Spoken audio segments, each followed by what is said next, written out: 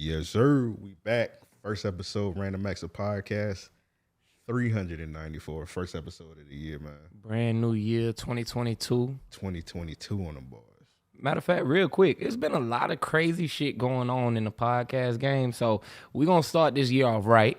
We got one of our favorite guests on, one of our great friends, you know. Hey. Shout out to DJ, man. Glad to be back. You know what I'm saying? So, yeah, it is 2022, new year, you know what I'm saying? So, I'm the first guest of the year? First yes, guest sir. of the year. Ooh, look at that there. You done kicked the door down. I done kicked the door down. Hey, I'm the first one on RAO, Random Acts of Podcast of 2022. Soulja Boy ain't even the first to do this. That's one thing you can't say you the first of, man. Exactly. Straight up. So you saying crazy, like what happened? Because I'm missing out on what happened. All right, where you want to start? We got Fresh and Fit. We got I Am Athlete. We got the podcast world has been saying in a frenzy. There's been a lot of shit going on, man. I just seen that I Am Athlete breaking news today. Yeah, man, they say the business was funny. Yeah, they said egos got in the way. Oh, really? I thought it was money. I thought it was financial. Nah, I say, you know, man, I think the best way to put it, I think they had a David Ruffin in the group. You know what I'm saying? So it got to be Brandon Marshall because it was 4 of them, and 3 of them niggas left and got they. I noticed Chad Johnson wasn't on there a while. Yeah, he was the best person on the podcast. Like Chad Johnson, he was the personality to me. Like, yeah, he really gave it a lot of diversity in that regard. So, Fred Taylor like mediator. You know what I'm saying? Laid back, cool temper. Yeah, he was like the cool OG on it every time. He ain't always talk. He used to probably say like 8 sentences per episode, but like when he talked, it's it impactful. meant something. And then the other nigga Channing, what's his name? I know his first name. I know either his first or last name is Channing. I know you talking about the light skinned light-skinned nigga with dreads. Florida, He played for the Chargers, didn't he? No, he played for the Dolphins. Dolphins. That nigga only played like 4 years, but anyway, I ain't gonna. Shout out to the I Am Athlete game. But yeah, them niggas. Yeah, he was just like the nigga that was always wrong, but he was hilarious. Yeah, he gonna stand on his wrong. Yeah, so I ain't gonna lie. When I seen it today, you know, I thought about it like because I seen Fred Taylor's post, and when I seen it, I was like, oh, I completely understood where he was coming from.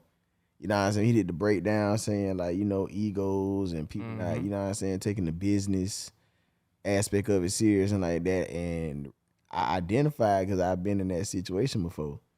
So I feel if I could not saying give a word out to Fred Taylor, I'd tell him, hey, I know you know what I'm saying, y'all all started that together, but hey, if it was me, I'd continue doing it, you know what I'm saying, and use it as a stepping stone and just going further, you know how to identify, like, you know what I'm saying, issues or things that need to be corrected quickly.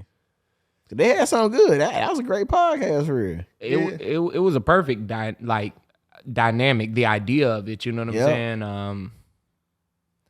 But yeah, it's crazy to see how fast it kind of fizzled out, you know what I'm saying, or it's fizzling out. But you was seeing it like most of the podcasts on like or shows in general, you notice it when shit start fucking up because it start getting weird, man. It just like a nigga don't be there for a while. Yeah, it be like listen. That's why I say like that's equivalent nonsense to what I had when I first started in 2019. Yeah, that's why you just got to get in front of it. Like for example, we got Devin. He been gone for a while. We had to like, hey, he got some issues going on. He gonna be back. Just give him some time. Right. You just gotta like jump in front of it because you don't want niggas thinking like when something look weird, niggas just like all back and start assuming. You be like, hey man, just like just hold on, they'll be back. Because I done seen podcasts where like even like the Joe Budden podcast when the 2 dudes left, it was right. Yeah. You know, like they were just gone for like 3 months, and then they just had like a next thing you know, breakup and shit like that. So yeah, it's just crazy. Like the podcast game is different now, and that's anything with money involved and when contracts start getting involved, it gets shaky. That's why once you get the money, or even before y'all get the money, you just gotta set ground rules so when the money do come, and that's exactly shit don't get different. Right. Definitely. I think Truth be told, this is low key common in podcasts though. I've seen plenty of podcasts start. I've seen plenty of people say they getting ready to start a podcast. And you know what I'm saying? And they end so quick. Yeah. You know what I'm saying? So I think when it come down, like, you know, when you have people that's no longer committed, dedicated, or you know what I'm saying, they're not showing the same interest that they did when they first started, you still got to continue going for real. You know what I'm saying? After a while, people start noticing, oh, so-and-so ain't been there lately. Yeah.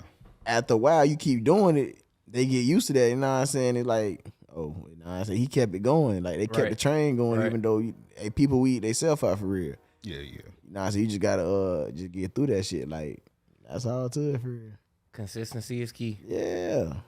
I done went through so many co-hosts. Now, the ones I got now, we stuck, but yeah, I think between 19 and 20 and early 21, yeah, I done, at one point, well, I was like nine deep. It was like 9 or 11 of us at one point. Lord have mercy. Yeah, I remember when I first started watching your show, you had like 4 co-hosts. Yeah, I mean, Then, you know, it went from, in the beginning, it was just me and, you know what I'm saying, who I started with, me and him. Then, you know, a few months later, it ended up being me and, you know what I'm saying, the 2 I got now, Jody Kishar. Then, you know, I think I said one day, hey, you know what I'm saying, if you want to, we doing auditions pretty much, you know what I'm saying, for more co-host reason being, you know what I'm saying, because, you know, co-hosts have a life too, you know what I'm saying, you got responsibilities, you know, that would be a bigger priority than the podcast. So, you know what I'm saying, so it was open for, you know what I'm saying, more co-hosts just for people to rotate in, you know what I'm saying, to fill in, like, you know what I'm saying, and after a while, at one point, it was all sweet at first. Right. I think when it was 3 of us, then we added like 6 more. You know, I had it sweet, but even no matter how sweet that was, it's still, after a while, you know what I'm saying, people started doing their own thing and do what they want to do. Yeah. And I had to do what was best for the platform. So it's back to us, you know what I'm saying, to the base, main base, you know what I'm saying, crew. Right. Y'all niggas record every day, so you need backups. You feel me? Like, I think even it's been times where, you know what I'm saying, I don't let them do it without, you know what I'm saying, me being there. Yeah. But I'm definitely, you know what I'm saying, watching thoroughly. You know what I'm saying, afterwards, you know, when it's over, I get props, you know what I'm saying. Nigga sitting at the crib like an evil villain. Let me see if these niggas fuck up. But today. the thing is, though, I do that, you know what I'm saying, you got to, because, you know what I'm saying. You definitely got to be on, you know, be on top. I mean, this your baby, you know what I'm saying? It's definitely it's my baby, you know what I'm saying, so I got to know that, you know what I'm saying, I can trust, you know what I'm saying, my team with my baby, you know what I'm saying, without me being there. Right.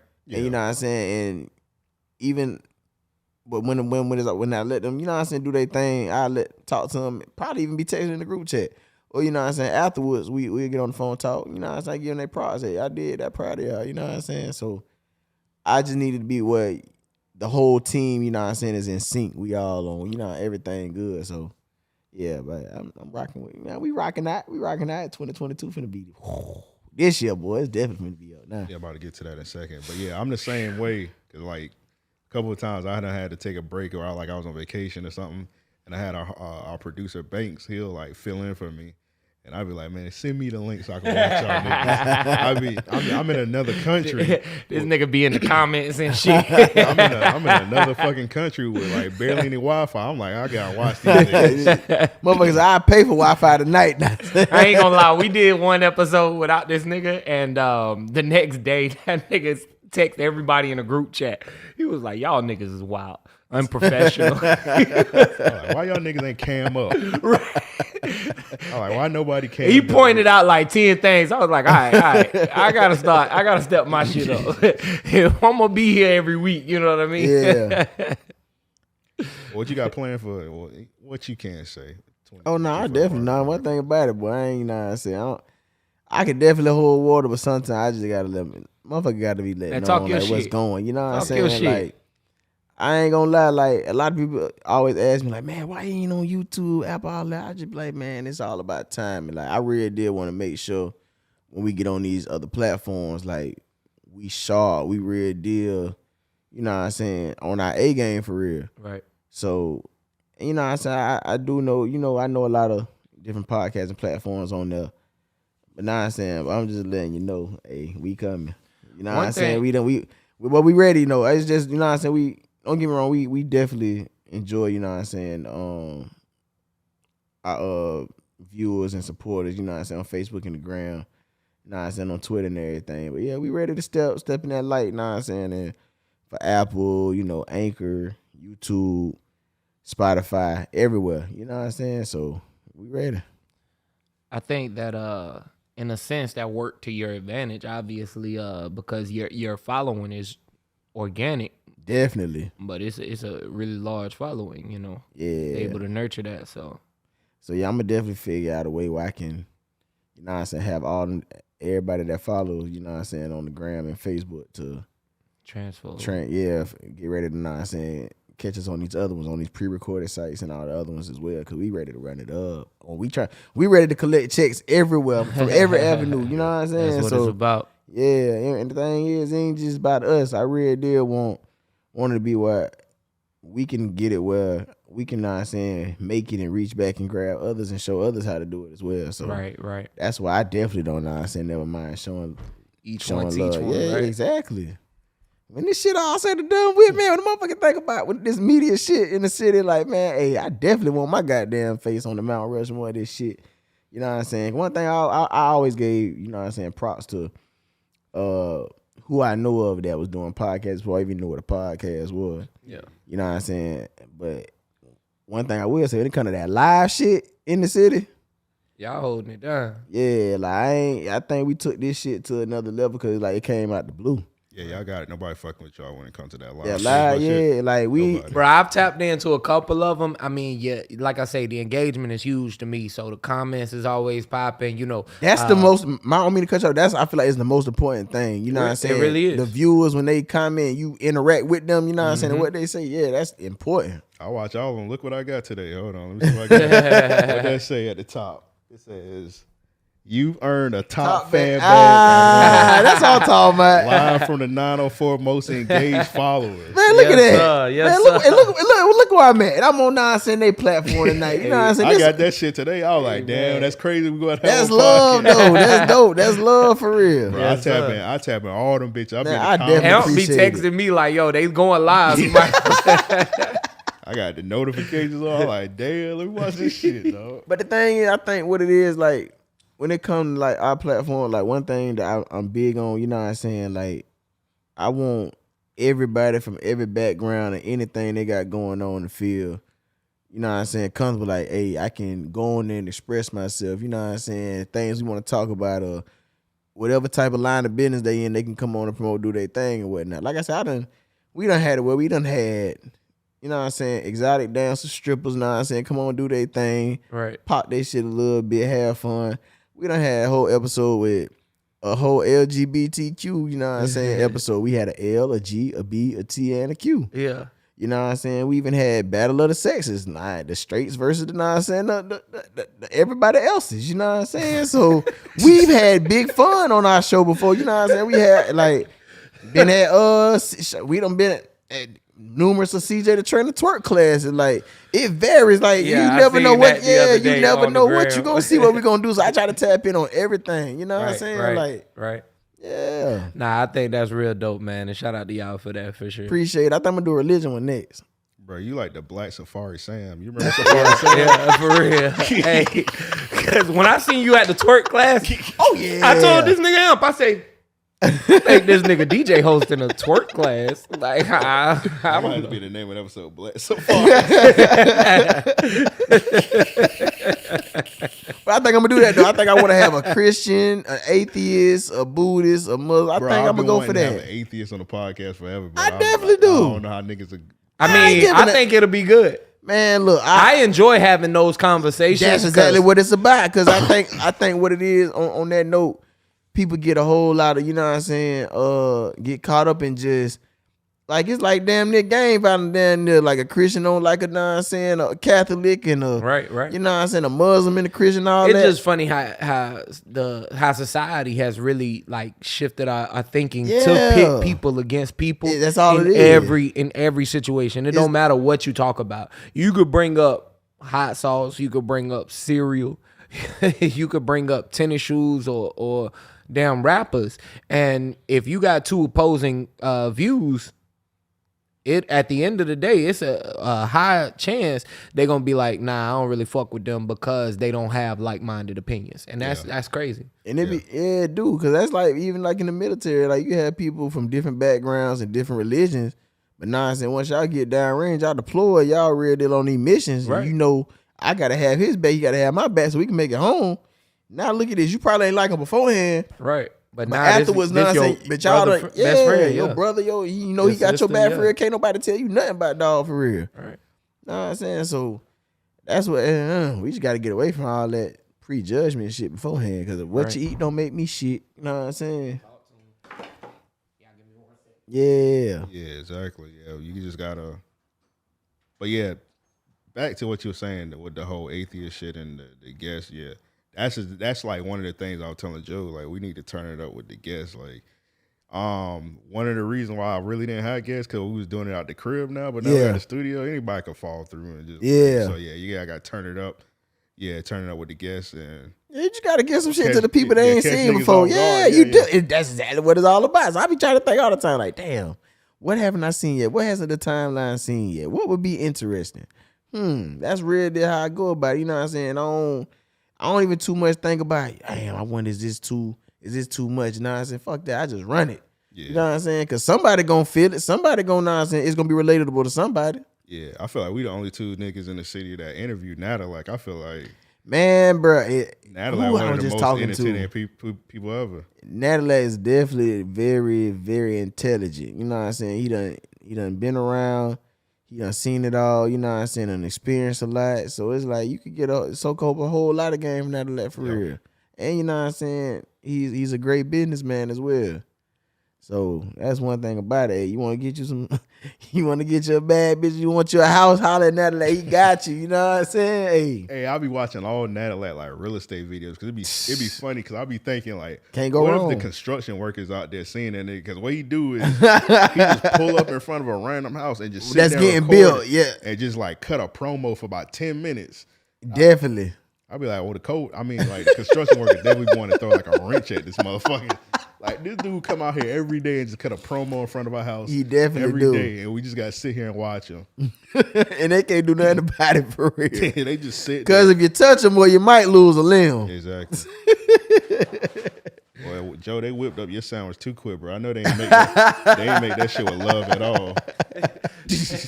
They say they goddamn they ain't even use mayonnaise for the bread. They just put tap me all water the way on out. Hey, look, they toss your shit with a gate, bro. I ain't even mad because where I ordered it from, they don't make your shit with love. You know what I'm saying? They get your shit there quick. They probably got there and use Flint water. They steamed or something. Got there, heat that damn sandwich. Boy, God forbid. Hey, let me tell you, man. I've been watching Curb Your Enthusiasm, right? So how long that show been on now? Dog. I want to say they're like on a 13th season. Yeah, they've been around for a while. Season now. Yeah. That's an HBO show, ain't it? Yeah. And it's fucking amazing. It is just great show. There was an episode, and I hate to even go here with it, but there was an episode about diarrhea, and like they was eating and shit, and the chick was like serving them food, and she was like, "Yo, why y'all not eating?" Like, yo, like, I'm not gonna eat your sweat soup. Like, but I say it because you bring up that Flint water, man. I don't need nothing fucking with my stomach. You know what I'm saying? Like, the last thing I need. I don't know. I ain't never had no Flint water, but Flint water just seemed like something they put in there. They probably take that water for laxative. That shit like it was Hennessy. I ain't never had no Flint water. Straight. That nigga said it like it was sought after. Yeah, bro. Like you probably use Flint water is probably an ingredient for a laxative or something, bro. Like I'm convinced. Get some water, bro. Hey, let me get that. Yeah, I got that Flint water around here. Flint water probably could battle COVID. Get a shot of Flint water. That nigga said it like you got to sneak and ask for it. Like, hey, who you know with Flint Get water? an ounce of that Flint water. Got a shot of that Flint. Y'all ever seen Rio the Young OG, the rapper? He got like the thing on his face. Yeah, I ain't never seen that nigga. Nah, I ain't seen it. What He got like a big ass scar on his face. I was like, I think he from Flint. I think he put the Flint water on the scar. All right, You bro. think he ran over a puddle in Flint and then splashed in his face? Nigga got a regular, a minor cut and Nigga, that shit not washed minor. it out with Flint water and that shit. That's a nigga right here, Rio the Young OG. He up on the. You saying Oh yeah, damn. I mean, You sound like you about to project out. He said, "Oh my." nah. That picture there, I thought it was worse than what it was. My eyes had to register. It's pretty bad. It is. Damn. But I thought it was worse than what it was. I thought he had Kevin Hart moment. Remember when he talked to Don? He was like, "Damn." yeah. That's how it came off. So I apologize, Rio. Hey, but Shout out when to I Rio. looked at this picture, I thought what that is on his face was on his neck and his forehead too. And I was Trying to say he thought that man had eczema on his face. oh nah, I thought it was bad, Yeah, bro. for real, bro. He in prison right now. He doing 5 years in the feds. Oh Lord. He one of my favorite rappers, man. I was. I seen a couple of his videos. It go hard. Free that man. But yeah, he said he was cooking chicken or something, and then he said he put some water on the grease. He must have threw that chicken in that bitch like it was like he had a big joke in a spades game. Nigga must have been trying to get the grease to pop and put that water. So you imagine he put the Flint water on the grease. Ooh. Boom! Volcanic explosion. Boom! Water and grease don't mix. Imagine Flint water and grease. Flint water, yeah. That's a bomb. That's a bomb. That's probably the shit that birthed Godzilla. Why you bullshit? All that grease probably just shot out the fucking pot. Like Anthrax. What? That's crazy, bro. That's that a shit. drop of Flint water, bro. What's the professor of Powerpuff Girls? Professor. Professor X. Professor X. Which is actually crazy. Yeah, for X-Men. Yeah, well, I was about to say that nigga Professor said X, and I was like, nah, that's X-Men. He was Professor Xavier.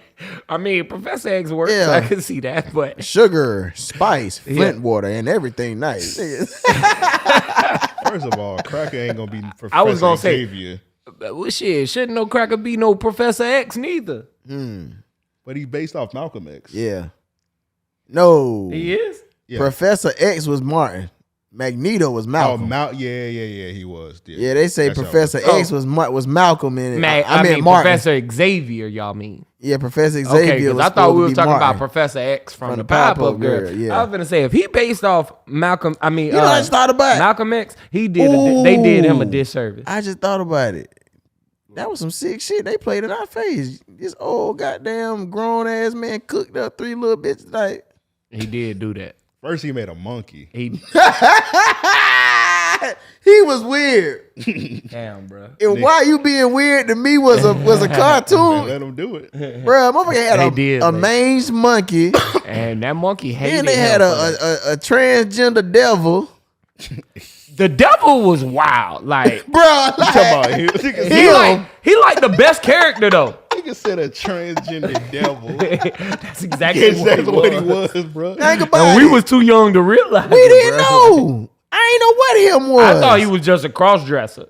Nah, that motherfucker had fingernails and lipstick. Yeah, he had a little ponytail, a little wig on him. Like, you know what? If he was a human being, they'd be Little Richard. He would be. Bruh, think about it. Think on it. That is crazy as fuck, and you're absolutely correct. I ain't see you picking up what I'm putting down, people. Look at him. Look at that. Man, okay, so it wasn't a ponytail. It was that poof around the neck. I was just about to say him was like Lil Nas X, and they put him next to Lil Nas X. That's crazy. Nah, Lil Richard is oh my God, bro. Get this picture off the screen. Get this picture off the screen. You know what? I take that back. Why him got lobster claws? That why I'm saying he was crazy. He was very fucked up. Look at the damn boots he got on. Boy, that nigga had man, look, that nigga had waist high with a hairline like Vegeta. Waist high heels on. That's crazy. Oh boy. Bro had a beard. He definitely had a little with an even all over, bro. Yeah, that nigga had the even Steven. That's crazy. Why him had a Dub C goatee? Definitely do. Braided up Dub C goatee. Definitely do. West Side Connection. Ain't like he crip walking on the low right now. Like, I was thinking that I wasn't gonna go there. Nah, he doing that Michael Jackson lean. And that one he is. Yeah, he definitely. And that one he background for sure. Bro, they used to beat the shit out of him and Mojo Jojo. Yeah, Mojo Jojo got that work. Nah, boy. Mojo Jojo, he got the worst of it. You seen the episode when they bailed Mojo Jojo out of prison, then beat his ass? Yes. They like, we got it from here. It's crazy because Mojo Jojo actually had a few times to where it looked like he was finna win. Like, hey, look. Hey, he was breaking their ass. And I was like, hey, do your thing, Mojo. You know what I'm saying? Remember they had that one. Y'all seen when they had that one slow Powerpuff Girl, like the bitch made out of incest. Oh yeah. I think it was like a friend or something. They like adopted her in. Bro, it was she was Girls, big. didn't it? Bitch had patches in her hair. She had to be a Powerpuff Girls if I ain't mistaken. Like I think I might be talking about a different episode. I know one of them chicks like blackmailed the Powerpuff Girls to becoming one of them. Lizzo? I mean, well, anyway, but yeah, they had the fourth one. Speaking of which, but like they just mixed them. They just mixed it up. Yeah, like I think Professor X made her with a bad batch of sugar or something. Like that nigga used confetti. He probably used Epsom salt, thinking it was sugar. There ain't no tell where you mess around and mess up a goddamn. Nigga use salt. Bath sauce is fucking crazy, bro. Bath salt to make that retarded. Nigga was like, this look like sugar. Nigga said, goddamn, we out of sugar. Nigga poured the whole bag on her ass. He contemplated grits too. He contemplated grits. He said, nah, I'm gonna just use the Epsom salt. That's funny. Yeah, that'd have been Yeah, it would have been a black Powerpuff Girl with grits. Yeah. That'd have been another Mojo Jojo. That's crazy. He made a monkey first. He made a monkey first. I don't want no monkey. Yeah, nigga said this monkey getting boring. Hey, I'm gonna release him too. Well, let me see what I can make. You know what I make? I'll make 3 little girls. 3 bad bitches. He probably looked at him and was like, "How the fuck I made a green monkey?" Cause he fucked around and made white little girls. 3 of them. Blue, red, and green. He ain't mixed them colors up. I don't know. The green one look Puerto Rican. Oh yeah, she did look. What that Blossom?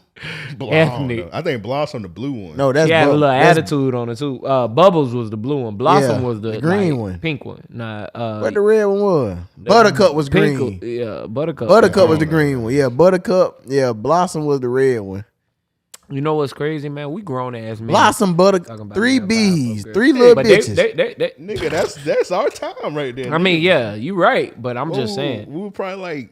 We was jits, yeah. We was jits. We was jits. 3 little. He made 3 little girls' names start with B's, bro. And then y'all seen that TikTok with the Johnny Bravo show? It was like he was a predator too. He was a predator. He had that little girl with him, dog. What you damn? Now that I think about it, yeah, a little girl with him everywhere. Tight ass jeans tucked in. But I seen the TikTok. The nigga, it was like he was on a plane and the emergency exit said pulling case for a clown. And the nigga pulled that bitch. And then a woman clown came out and he was holding her. He was like, I'll be right back. And he took her in the bathroom and then he hit the little occupied sign. I was like, bro, this nigga just. It was a lot of subtle things. Raped the clown, bro. I was like, what's going on here? It was a lot of subtle, like, obscene moments in Johnny Bravo that we ain't catch. If you go back and watch them, yeah, it's like, whoa, what the fuck was y'all putting us on? Yeah, like, bro, yeah, they were out of pocket. You know what was one of my favorite cartoons on the network? Courage the Cowardly Dog. Fire. Courage the Cowardly Dog was good as fuck. The only problem I had was it was like they was trying to out weird themselves. You know what I'm saying? Like, Eustace was probably my favorite character for real. Without a doubt. That booga mask. Booga. Stupid dog, you make me look bad. As soon as he pulled that mask out, you know what I'm saying? Courage have an out of body experience. Yeah. I know one thing. I wouldn't have paid rent at all.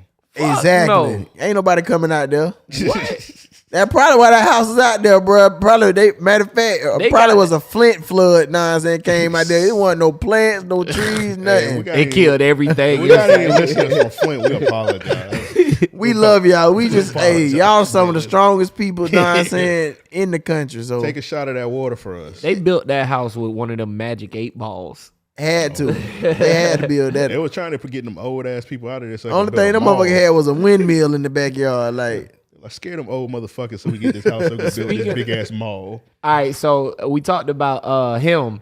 What's the cat's name from Courage the Cowardly Dog? Because the cat was the opposition of him. Like he was the polar opposite. A cat? The red cat from Courage the Cowardly Dog. I don't know what you talking. I don't remember that. He was like the villain in that shit, man. Everywhere Courage went, it would be the red cat trying to come up. You talking about like that little fox thing?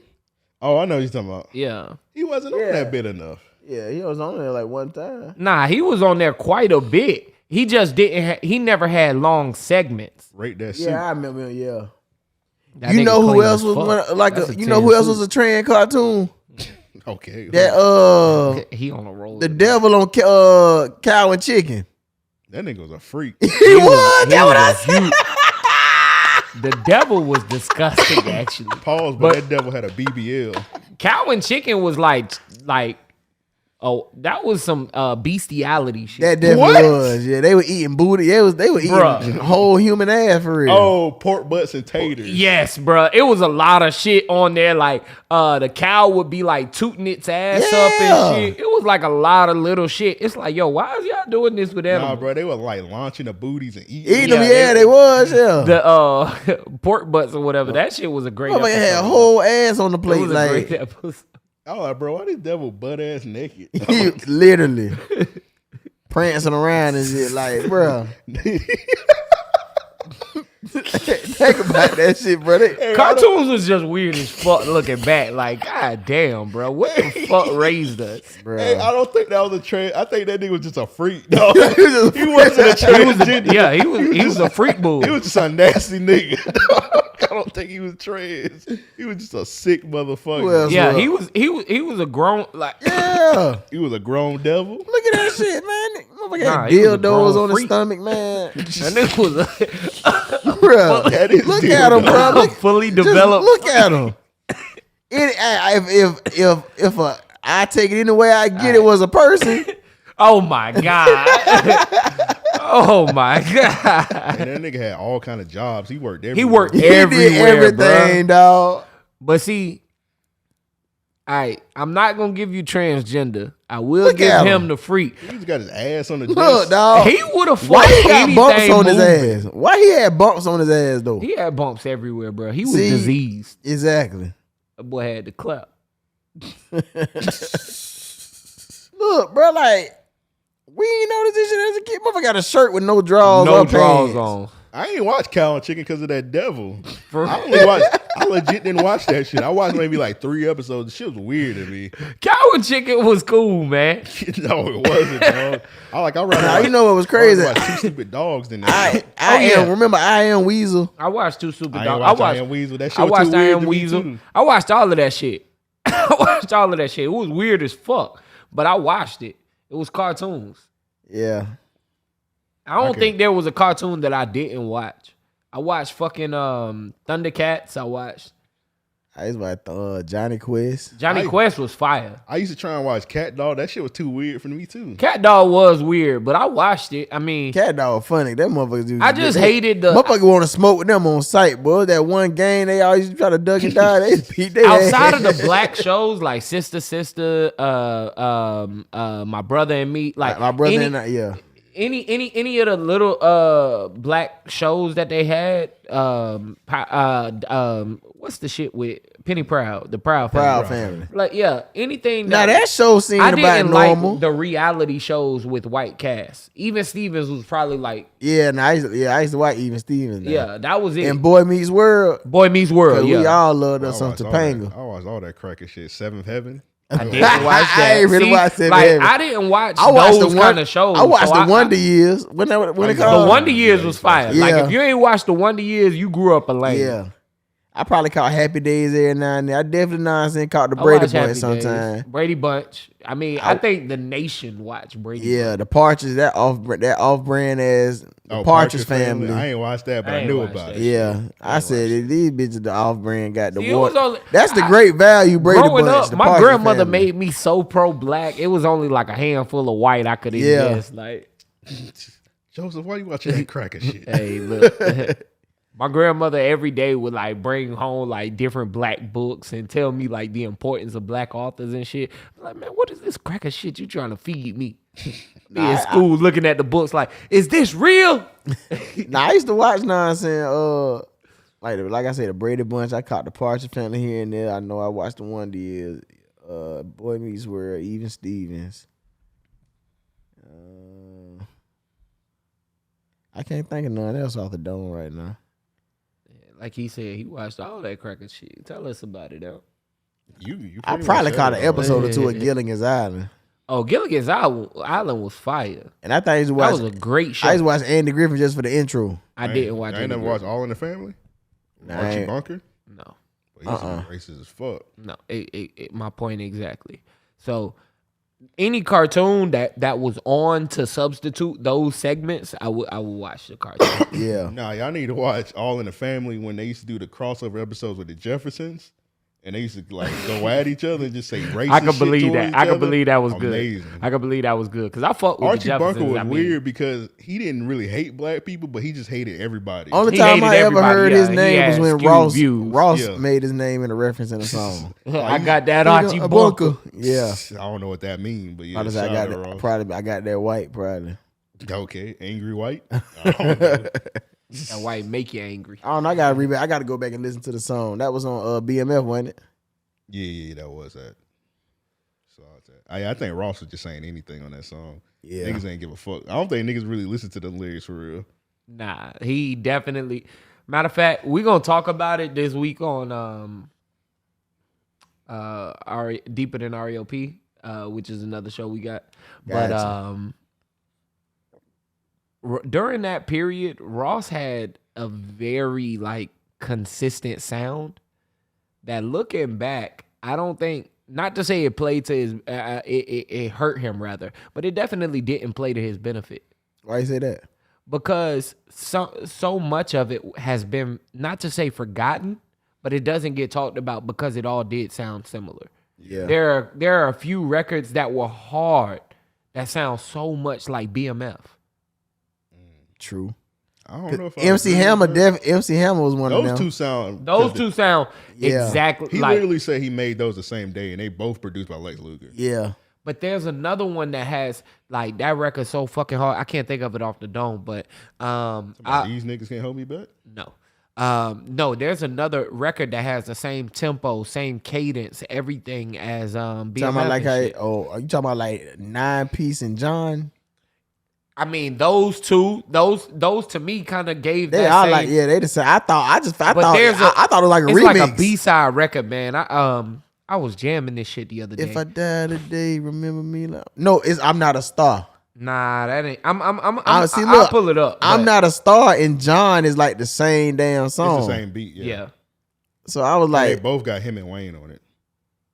I never got that. Well, yeah, actually, I'm Not a Star. Actually, that don't have Wayne. Yeah, that's actually John. I'm Not a Star is the only song Ross didn't have a feature on Teflon Don. Out of 11 songs, that's the only song that didn't have a feature. Damn, I didn't even notice that. Yeah, when I used to have a debate, when I used to have these Ross debates, and I used to always be like, well, Ross ain't really got a project where he just put on by his damn self without nonsense having the whole industry for help. I could give you that, but at the same time, I think that Ross kind of embodies this presence, one that is demanding of respect. You know what I'm saying? Like, I think that his energy on the record, like his deep voice, you know what I'm saying? His topics, his subject matter or whatever. He's definitely lyrical. Yeah. I say he's definitely one of the most lyrical. I feel like he's from Florida. And to be able to stand up against any of your oppositions, you know what I'm saying? So like he had Jay on his first album. Hustler Remix, right? Mm-hmm. Yeah. I thought that was a powerful statement to say you could hold your own on a record with Jay on your first album. The only other person that I know like that I would tip my hat to and say, not even to say Ross did it to the level that this next person did, but the only person I would give it to for real, two people, Kendrick and Lupe. Dang, you left G's out? I'm about to say, I thought you were gonna say Jeezy. I thought honestly G's was the first mind came.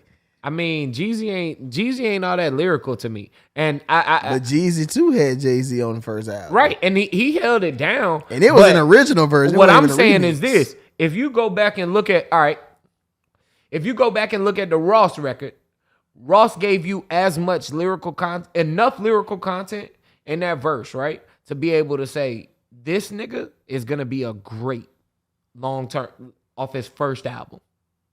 Kendrick. But I think Ross had a lot of, because Ross had them been in the game since the 90s. He went by another name back in the 90s. True indeed, but he was actually rapping for Trick. We talking about being, let's say this. It's a difference from going high school to college. True. College to the NBA. You get what I'm saying? Not everyone can play at those same levels. So when you have a debut album that is worldwide, not nationally syndicated, but worldwide. No, because Jesus' first album definitely shifted the culture, boy, to a whole. I'm not saying I'm not taking away from what Jeezy did. Yeah, I'm saying Jeezy held it down, but from a lyrical aspect, like being able to rap with Jay,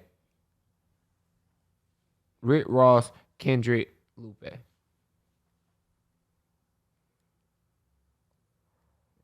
So you don't think Jeezy could? Because now when you say lyrical, Jeezy, I don't even think that lyrical shit mattered, to be honest. That too, but I real deal, bro. Jeezy, it don't matter if you not.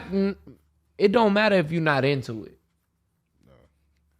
I just like when I seen Jeezy had Jay on his shit, I was like, oh, this nigga here to stay. Matter of fact, I don't even like Jay verse on Go Crazy like that. I don't either. But what I'm saying is this: we know Jay to be Jay is arguably one of the best lyrical artists. From what I hear, everybody, you know what I'm saying, that's been in the streets, you know what I'm saying, that real deal was living that trap life. They say Jeezy real deal. They say they had never heard of another rapper, you know what I'm saying, put what they did trapping in words for real. Like, you know what I'm saying? That's why they say Jeezy Jeezy had some great punchlines. He got great verses. The man ad-libs was so raw, Kanye had to feature him on the track just for ad-libs. Style, he didn't even I don't want this to come off like I'm making it seem like, oh, no, I know you're not. I know. Jeezy ain't do his thing, or Jeezy isn't a great artist. I'm just saying, what you trying to put on him don't matter. It's not his style. He don't need it. Which is why I didn't mention him. Everybody don't need to be lyrical, bro. Which is why I didn't mention him. But Jay-Z came on these 3 first albums, and he was lyrical. And these 3 artists stood and held their own, is what I'm saying. Bitch Don't Kill My Vibe was lyrical. I feel like both of them had. That was just a vibe. I feel like both of them had good bars, though. I feel like both of them had good bars. I didn't really like Jay's rapping period during that time, but I feel like Kendrick definitely had bars. That nigga was like turn eulogies to urinals. Nigga pissed off. Like, that was a hard bar in itself to have on a record with Jay again. So and the only reason I even brought it up is to say Lupe really, like, I didn't want to leave Kendrick out, which is why I mentioned him. But Lupe, if you go back and listen to that verse bar for bar, Lupe might have had a better verse. He did. I say might have so that it can be subjective to everyone. A lot of people give Lupe his props. You know what I'm saying? Him being like a top lyricist for real. But the thing is, I really did feel like his catalog, you know what I'm saying, real deal ain't fall on everybody's ears for real. His catalog shaky. He only really got 2 good albums. He only has 2 good albums and 1 great, amazing mixtape. Enemy of the State?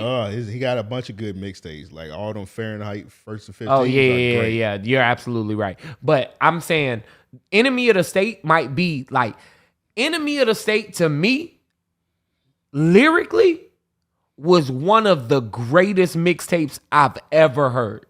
So you put it over.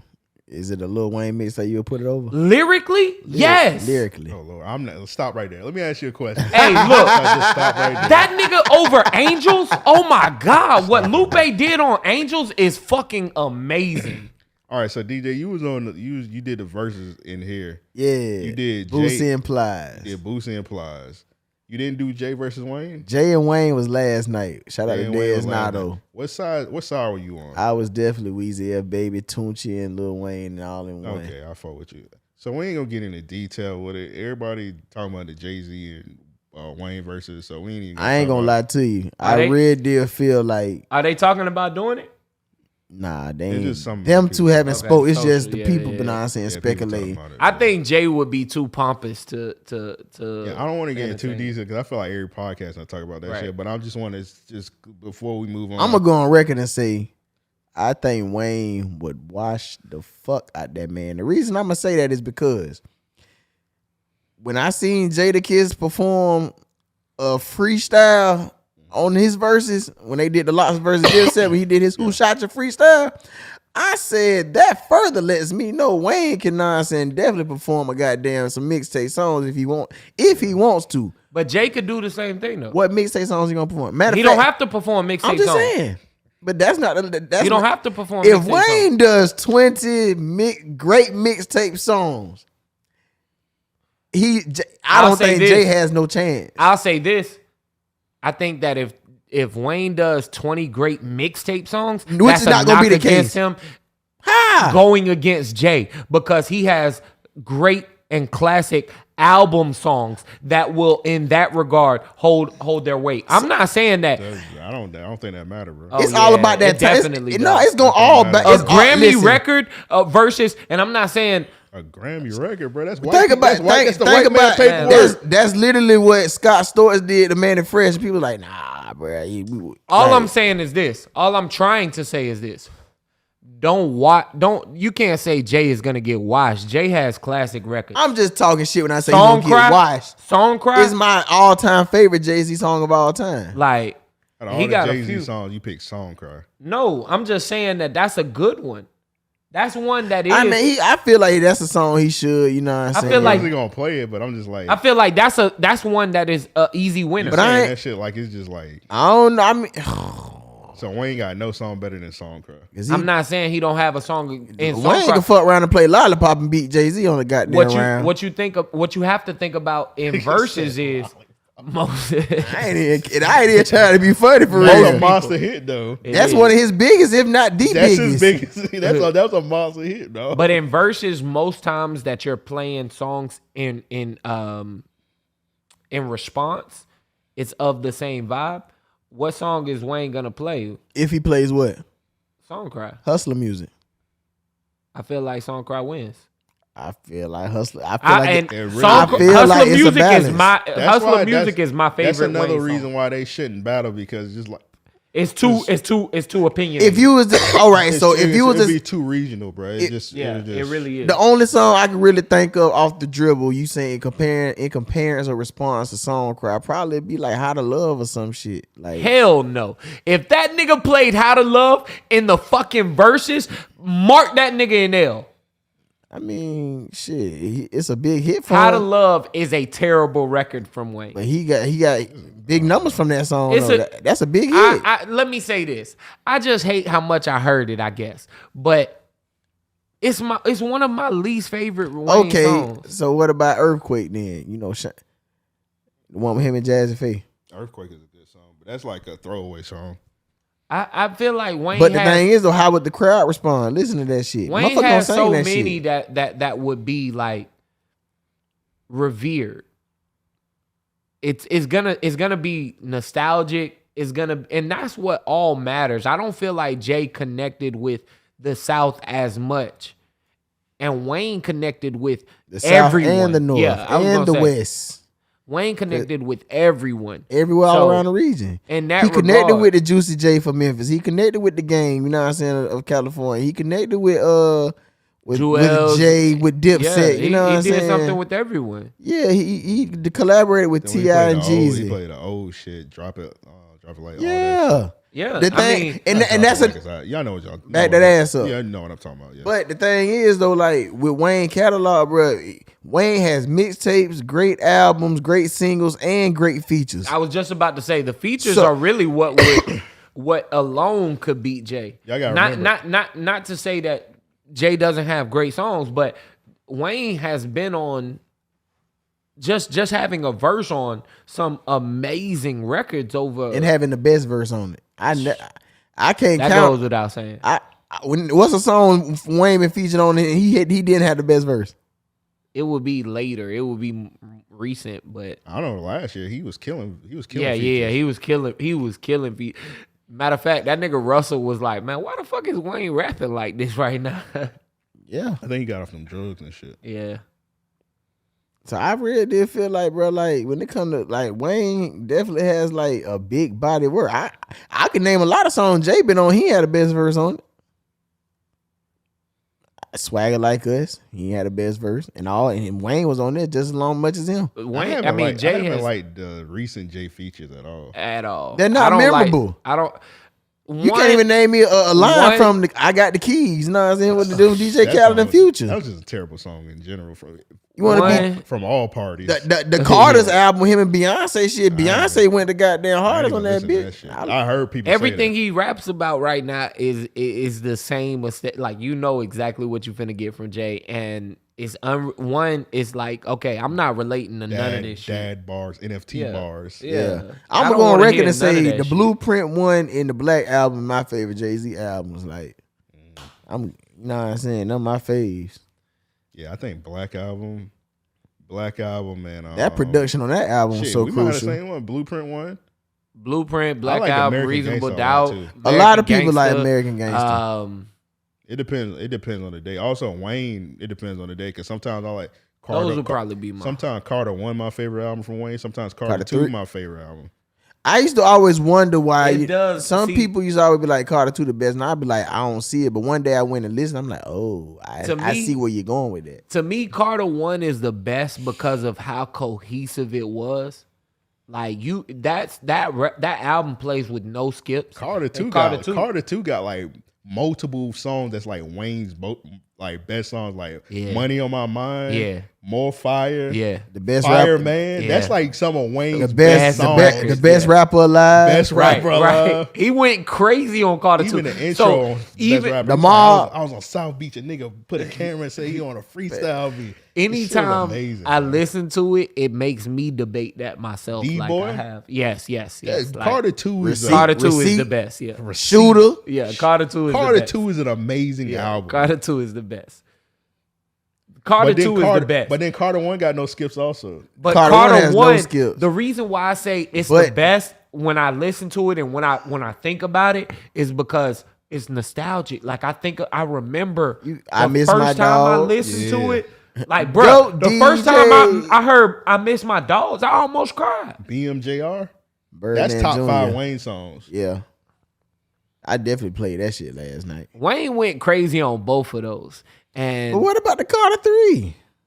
Carter 3 was great. I ain't really like Carter 3. Carter 3 had some records. But Carter 3, Carter 3, I felt like he was giving us gummy bars. He was getting poppy. Yeah. Let me pull a Carter 3 real quick. Man, do you remember what the fuck was on the Carter 3? He had what, a Millie? Mr. Carter, a Millie, Miss Officer, nah, I'm saying, Tie My Hands, yeah. You know, one of the reasons why I didn't really like Let Carter, the Beat Build. One of the reasons why I didn't really like the Carter 3 like that. And Shooter was on Carter 3. That was on 2. Shooter was on Carter 2. Yeah, that was on. It was on 2? Yeah. It was on 2. Tie My Hands with Robin Thicke is on Carter 3. Okay. I didn't really like Carter 3 like that because I was like heavy in the Wayne then, and I was listening to all them leak mixtapes, and the leak mixtapes sounded better than Carter 3. It did. But all right, so I'm gonna give you this. 3P was hard. 3P. All right, let's go down the list. 3P might be the best Wayne intro. Oh man. no. I love it, but Damn, I don't that's know, gotta go bro. on my playlist. I don't know. I think I take the Mob. That nigga when he tapped into a different beat. The mob is crazy. The best yeah, the mob is That's crazy. another, like I said, I stole food. What did he say? I stole food from the Bears and brought it back to the Lions. Bruh, dog. When I the eye of a tiger, the heart of a fighter. Dog, like, that hustler music. Nigga, I remember when the Carter 2 dropped. I got that shit for Christmas. I just sat in my room for like 20 hours straight just bumping that shit. For real, just talking about it, dog. That money Wayne on my might mind, be boy. the greatest artist. I got him as the GOAT. I really did. Wayne my favorite. I got Wayne as the GOAT. Bruh. The reason I say that because look, hip hop and rap started New York, right? Yeah. It took somebody from New York to say, you know what, man, hip hop dead. And this man came behind him at the end of a performance he was performing a song called Gossip. And at the end of the song, he said, fuck the check and your props. I am hip hop and I ain't dead. I'm alive, and dropped the mic.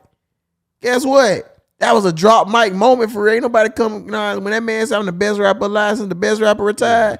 Ain't nobody, that man said that and meant that. See, growing up, Nas was my favorite rapper, but like as I grew up, like I can't really listen to even though I did like Nas' last album a lot. The one he just dropped. Was really good. I've been hearing nothing but great stuff about Nas' album, but I ain't gonna lie. Nas has been hit, not to say hit or miss. He just had like I like grew out of it. I think the last album I listened to for Nas was Stillmatic. I ain't even gonna lie. That was a great album. It was. After that Godson album was good, but I feel like Nas just didn't cater to the people. His beats weren't all that. His beats were terrible. And then back to Carter 3. Pete, Mr. Carter with Jay. It was really good. Comfortable. Got money. I'm naming this shit without looking at this shit right now. Yeah. Phone home. Yeah. I don't think I like Tie My Hands really good. I ain't really care. Tie My Hands one of them sentimental. He was being conscious on that one. He was talking about what was going on. Mrs. Officer, you can't deny Mrs. Officer. I just like the hook on Mrs. Officer. You can't deny Mrs. Officer. Gotta hide inside it like a siren talking about. I don't know if I like the verses. You can't deny it. It's a vibe though. It's just a vibe, bro. You can't deny it. Bobby Valentino destroyed that. Listen, he went crazy. He plays that in the verses. Bobby man, Valentino he gonna have everybody was singing for his life in that. I guarantee he play that song in the verse. You are gonna see nothing but siren emojis in the goddamn comments. Wheeze. Everybody go wheel. That's what he said, nigga. Trying to play me. Let the beat build. Come on, Lollipop was ass. But Lollipop. But that was his biggest hit, so you got to play it. Like Lollipop was. Even Kanye had to jump on the remix. Matter of fact, you play Lollipop first. You just started with Lollipop. Nah, I wouldn't kick that bitch off. Not in the J verses. Then when do you play it? I don't feel like Lollipop even has to be played. It's a hit. It's a hit. It's a that was in the time, Lil Wayne. That was an international hit where he done great hit. He'd be dumb not to play that shit. I think he has 20 hits without playing Lollipop. I don't think you get it, bro. You don't not play like when 3-6 Mafia just went and Juicy J played the song with Katy Perry. That's his biggest hit. You gotta play that. Right. Like you have to play that shit. Dark Horse, wasn't it? Yeah, Dark Horse. Juicy J held it down on that like, and I'm not saying Lollipop didn't go like. Oh no, that bitch went, boy. I ain't gonna lie. When I was in Korea, that bitch was still playing. That was goddamn 5 years later. So it's like, bro, that song, you gotta realize that's like a pop song, R&B, rap, everything. Like this man had everybody. He did his thing on it. I just feel like again. Say the nigga and she went ain't shit. Shout out, I'ma hit it like I came in. Like that's all right. So I'm gonna tell you what's gonna happen if Wayne plays Lollipop. Jay's gonna play Hip Hop Is Dead, and both those records to me, I could hip hop. That's not Hip Hop Is Dead, but Death to Auto-Tune. Yeah. What are you talking about, dog? He would on that. Hey, listeners, get him out of here. Get him out of here. What is this nigga? He's not playing. Jay don't even probably regret he even And made that you know what? Because you know what? That song did not age well. Man, that song was terrible. That song was terrible a day because later. He around this bitch minding other people damn business. Auto-tune had shit to do with him. That song was that's Jay's. That was a shot at. Song. That was a shot at T-Pain. Look how fat. Now guess we got a future. That was Jay's worst song. Jay regret all that shit. Probably that whole Blueprint 3 shit. He probably regret all that shit. Yeah, well, on to the next. He made that one song with Drake talking about some Tim's we off that. Like he probably regret all that shit. One Empire State was on that called Blueprint 3. Yeah, that was his biggest. That's Jay's biggest song. Yeah. Oh, that's his biggest one. Yeah, that shit went dummy, bro. That shit was everywhere for like 3-4 years. And man, you couldn't stop hearing that song. Matter of fact, that one song he made with Run This Town, that's his first ever #1. Oh, with Riri. Yeah, and Kanye, that's his first ever #1. I think that was and guess who else killed that? Yeah, Wayne when assassinated that beat on No Sinless. Oh, that nigga Wayne went insane on No Sinless. Yeah, he went. Man, he went. That man killed anybody. Whoever had a hit that year, cancel Christmas. Beyonce shit. Sweet Dreams, dead. It don't matter. Jay-Z, Death of Auto-Tune, dead. It don't matter what it was. Waka Flocka, Oh Let's Do It, dead. If Wayne touched it, oh Let's Do It might be the only song that I think about the original version. And Mr. Jones. Oh, that was on Drought 3. Yeah, that was on Drought 3. You know I ride for my motherfucking nigga. Once you hear your beat and you hear that lighter flick, bro, it don't. Hey, what the hell you wrote in that booth don't even exist no more. I skipped school to download Drought 3. Bro, it was Drought 3 was crazy. Bro, that shit came out. Double disc? Bro, that shit came out 9. We used to have debates about which was the better disc. I was downloading as many copies of that shit. Like, I think he started that shit with that Sierra song. Dog, he ripped the R&B. He killed Promise. Damn, she bad. Damn, she thick. Right. And I may not know perfect, but damn, she it. And she thick. And she right. And she nice. You can be my judge, baby. Yeah, I do life. What? And then like the last verse, he was just trying to get at Sierra. What? Yeah. You got them goodies and I got a sweet tooth. You don't need no other man. You just need a man like Weezy did. You hear her got that sound. I thought that shit was fire. Look how he killed the Gnarls Barkley. Crazy though. He spat. Bruh. He killed the CeeLo song. When that nigga said he was the best rapper alive, he was the best rapper. He was definitely. This man put hip hop on his back and carried that shit like. See, I think Wayne stopped being my favorite rapper when he started doing all that other shit, like that rock shit, and like I felt like his verses took a backseat. That Wayne Rock album hard. That Rebirth, right? Talking about Rebirth. Think about this. You've been saying that for years. I've never listened to that album. This nigga been saying that shit since. That Prom Queen song. Yeah, Prom Queen. Prom Queen was hard actually. Lord her fancy underwear. I remember. Listen, check this out. This man, Real Deal, was at the peak. But I don't think that it was the rock album that put me off. I think it was just that after that, his bars started sounding like real elementary. Like when that nigga was like, you could set up all of his metaphors. Let me see. I can't recall that. Hold on. But this man started doing rock at the time. He was at his peak in rap. Then he went and had a successful rock album. Like, you mean to tell me this man left, you know what I'm saying, rapping hip hop and rap, dominated R&B with R&B singles, and dominated rock and pop. That man dominated in 4 different genres simultaneously. What's that one song where he said, "Do you have the time to listen to me rhyme?" It was like a rock song, bro. He had some fire songs. Do you have the time? No, that was I'm thinking about something else. It was like Cool and Dre on the hook. See, I like that. I like that shit. That pop, that rock shit like that. I like that. So all that, because it reminded me like some Maroon 5 type shit. Think about that song he had with Eminem, "Drop the World." And that was a big ass hit. Nah, that wasn't even a rock song. That was just straight a rap song. Yeah, it was. I mean, "Drop the World" was alright. Drop the World. I think because how the beat was, it made it somewhat like that. I didn't care for Drop the One World. thing I didn't hear. What album was Drop the World on? Rebirth. One thing I did not hear. One thing I did not hear is somebody say, "Oh, Eminem went harder than him on his song," like they did for Jay-Z. I swear for Lord, I never not one time ever heard somebody. That's the only song. Nope, they ain't the only song they on together. No, I'm not saying that. Oh. I think that's the only song that people really they like. did that Forever song too. Yeah, Forever. I think that's Drake the only and song people really highlight about Eminem, though. Yeah, I give you that. He went hard on Renegade and Jay. They always say he killed him on his own song. Outside of that, people say like they give him his respect as being a great lyricist. Yeah, but no one's ever looked at Eminem and said like, I real deal ain't got Eminem in top shit for me. I ain't even gonna lie. Reason I say that is because everybody, don't get me wrong, the man is very lyrical. He's a lyrical surgeon. Yeah. But when it comes to, it's only one album I really listen to the most I listen to on the Eminem album was probably the Eminem Show. Really? That's with Closet. And I would say Marshall Mathers LP. That's what Stan on there, ain't it? Uh-huh.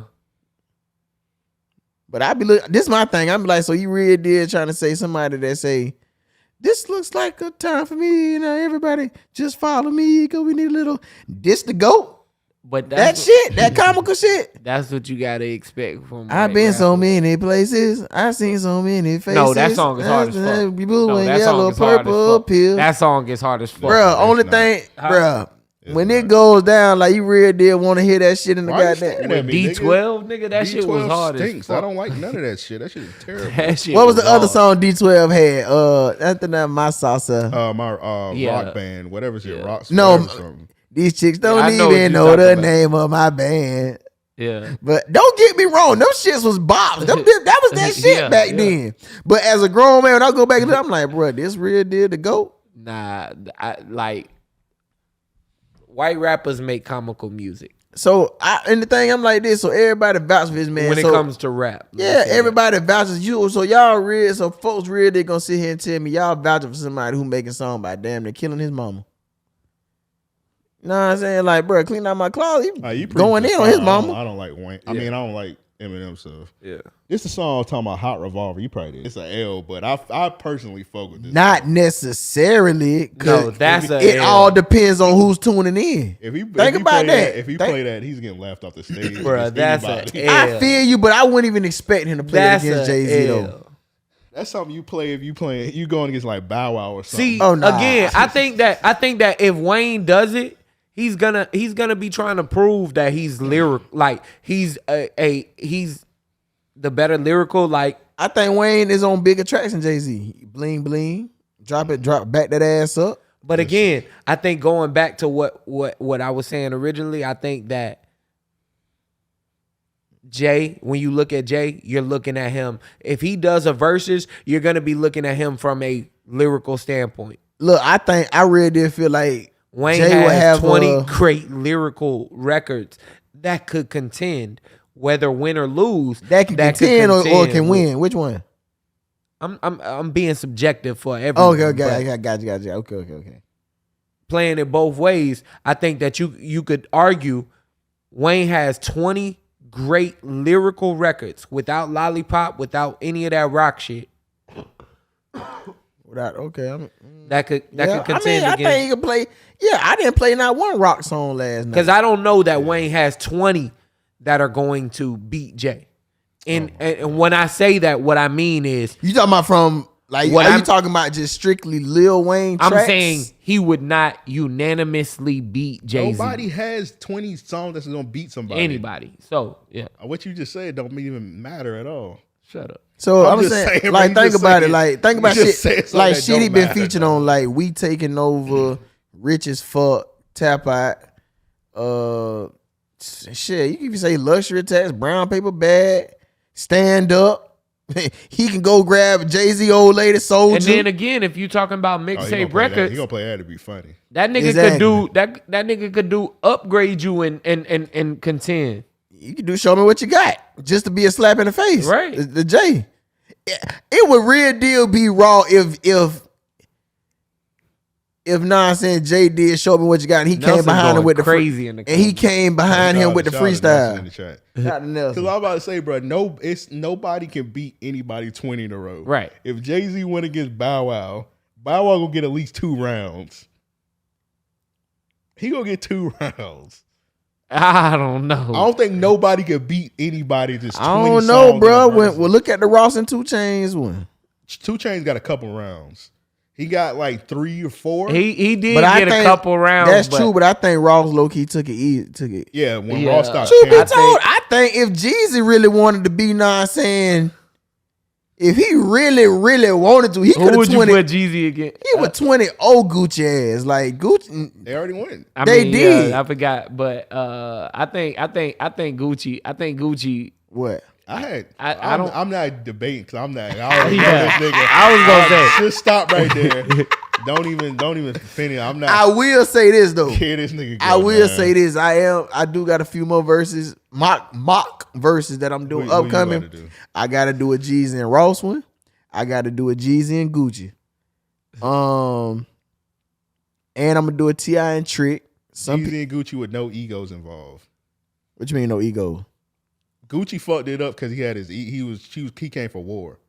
Yeah. Yeah, it made him look crazy as hell. Yeah. If Gucci, I still had Gucci. I fuck with that. But energy. If Gucci with what like songs? Really tapped in, oh my god, I might have to be the Gucci. Gucci definitely won. One thing I just made a post on that. I say, look. Everybody that's a Gucci fan, I want y'all to be together in unison when we do this. When you do the verses, I might have to be. I'm gonna push the button and say I'm gonna do it tomorrow Matter of night. fact, let's go ahead and let's get this scheduled tomorrow night. Yeah, I'm go. Hey, I can't wait. I need it to be tomorrow night. I need like a week. Give me a week. A week? Let's do next Thursday. Oh my! I can't wait that long.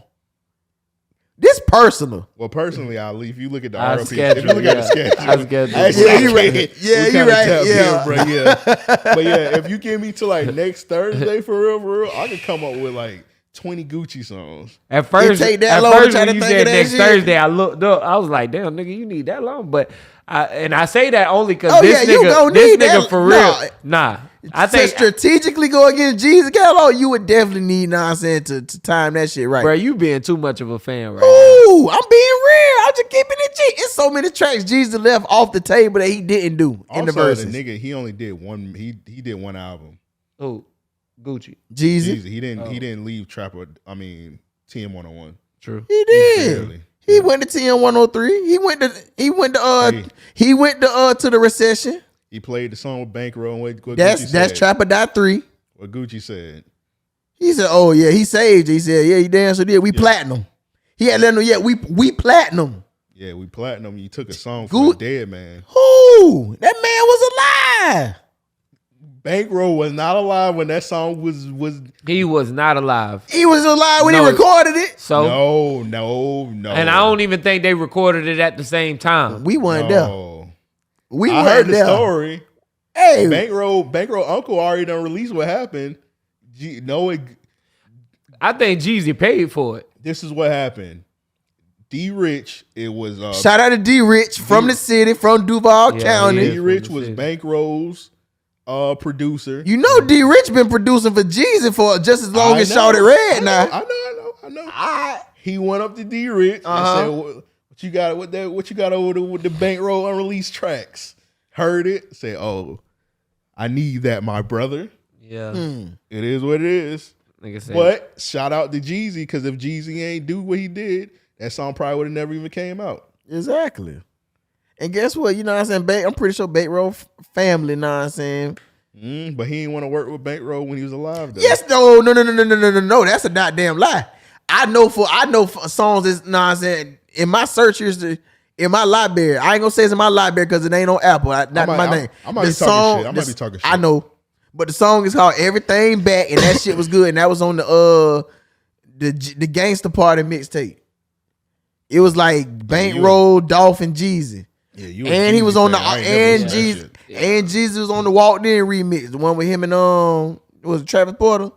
Oh yeah, Yeah, looking like a trapper when I walked in the building. Okay, yeah. Come on now. Like I said, I was just talking shit. Hey, what thing about you? I mean, Jeezy got some unforgettable records. You know, he got plenty unforgettable. You gonna hear him in 2022. You got a snowman shirt under that shirt, nigga? Nah, not That today. nigga got a snowman tattoo. That nigga, you rip it off. Check this out. That nigga I rip got off his 2 shirt. snowman shirts. Snowman Nah, I'm saying that tatted got on me his put shirt. out of class in 8th grade, and I got 3 in the closet right now: a blue one, a red one, and a black one. Our homie Stan, he did a snowman jersey back in the day. He needed retro them shits. He definitely, that would have been worth some money for and real. Just sell it. Tell one of you. Hey, you definitely, I'll buy it. Nah, he need to do them shits ASAP.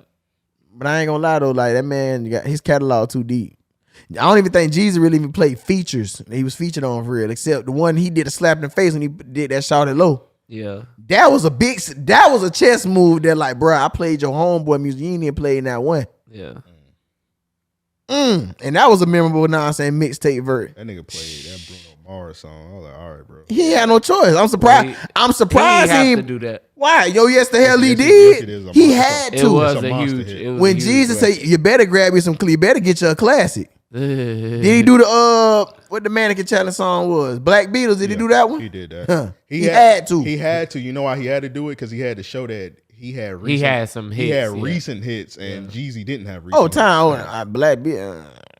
That was in another decade. That was like right when he. That's like that was one of in the first. That was when he got out of 2016 ish, 16. Yeah, it was 2016. It's still relevant. Just like that's when all that came out, 2016. Nah, Shan, you know. All that definitely. I'm surprised he didn't pull out him a Mariah Carey track, Obsessed remix. I'm surprised he didn't pull that. I'm surprised he didn't do Spotlight with Usher. That's when he wanted to go into his mainstream that people act like they forget. Spotlight was hard. Cause the spot, you ready to say Spotlight? I ain't gonna lie, in 2010, 2009, yeah, I definitely know what I'm saying. That shit high key sound like a Florida song. Spotlight? Yeah. It had like the little Florida bounce beat to it, Miami shit. It sounded like a Miami song. I don't know, cause it's kind of slow a little bit. It's a slow tempo. But it was definitely not saying smooth now. I fuck with that song. But what I will say, when I do this goddamn verses, I'm gonna do the verse of how the shit should have goddamn went. I'm gonna put the no mercy. I'm telling you what I'm playing. I'm gonna come in there bit playing shirt off 20 times. Man, look, I'm bringing out the Stay Strapped disc. Photo shoot. You gotta play that nigga whole mixtape run. He ain't got no choice. Yeah, that's really. That's all. That's all you can. But the way do. I'm gonna be dipping and dabbling in them mixtapes, I don't them feel albums, like- and them features, this shit gonna get ugly from round 1 to 20. I feel like Gucci has hits, right? Like with Bruno Yeah, Mars and shit. But He got those aren't Freaky Girl. his best. Those aren't his best records. Like I feel like Gucci best records is from his mixtape days. I think so. Nah, I think some of Bro, his best you know records what from. the verses is, bro? You gotta play your hits, man. Man, the verses is off the energy. If Joe do a Think verse, about Joe this. losing. Think about this. You got Nigga, when the last think about when the this. last time you heard from anybody in Dipset? What you doing? I mean, I'm just bringing it up to well, say. Jim Jones gonna be trending. You know him and Chrissy. You know what I'm saying? Right, but I said to say them niggas ain't had no recent hits. Bone Thugs ain't had no recent hits. Well, The Crazy verses Bone be on is about shit. the energy you bring, man. Nah, ain't about Niggas it. was That's niggas not what still I thought said. Bone Thugs had a chance after That's not what I said though. Who did? you say you gotta play the hits. I guess you gotta play your hits. You You said do. need Like to the add a thing recent is, on you it. gotta realize like the people in the views is real deal gonna let you know what time it is for real. So you definitely gotta play some. Yeah. You I'm get just on the saying it stage to and play say, some bullshit you want to. Niggas still thought Bone Thugs had a chance after all of that shit went down early Niggas on. on drugs. One time I tell you, ugly motherfuckers, you ain't gonna. No, you did. That's a good classic ass. line that's going down forever. You ugly motherfuckers ain't gonna be on stage mocking me. Y'all ever heard that interview when he was on a radio station? He was high on PCP. Which one? Which time? It's a classic one. Am I busy? Yeah. I'm gonna load it up. Let's do Patreon shout outs real quick. All right, let's get it. Yeah. All right, so salute to our Patreon supporter. Shout out to Nell in the chat. Shout out to Neil. Shout out to Nico was in the chat also. Kojo Nico, was what's in the happening? chat. What's up, Shout out Kojo? everybody in the chat. So Joe, whenever you ready.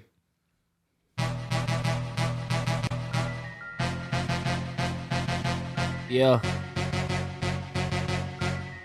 Man, 2022, you already know what the fuck is going on. Shit, I had to drop a bomb. Start out with my man, Maximilian. Shout out Mac G and my nigga Ron. Then we got Ron, Brian, Bam, Jordan, a nigga named Mo.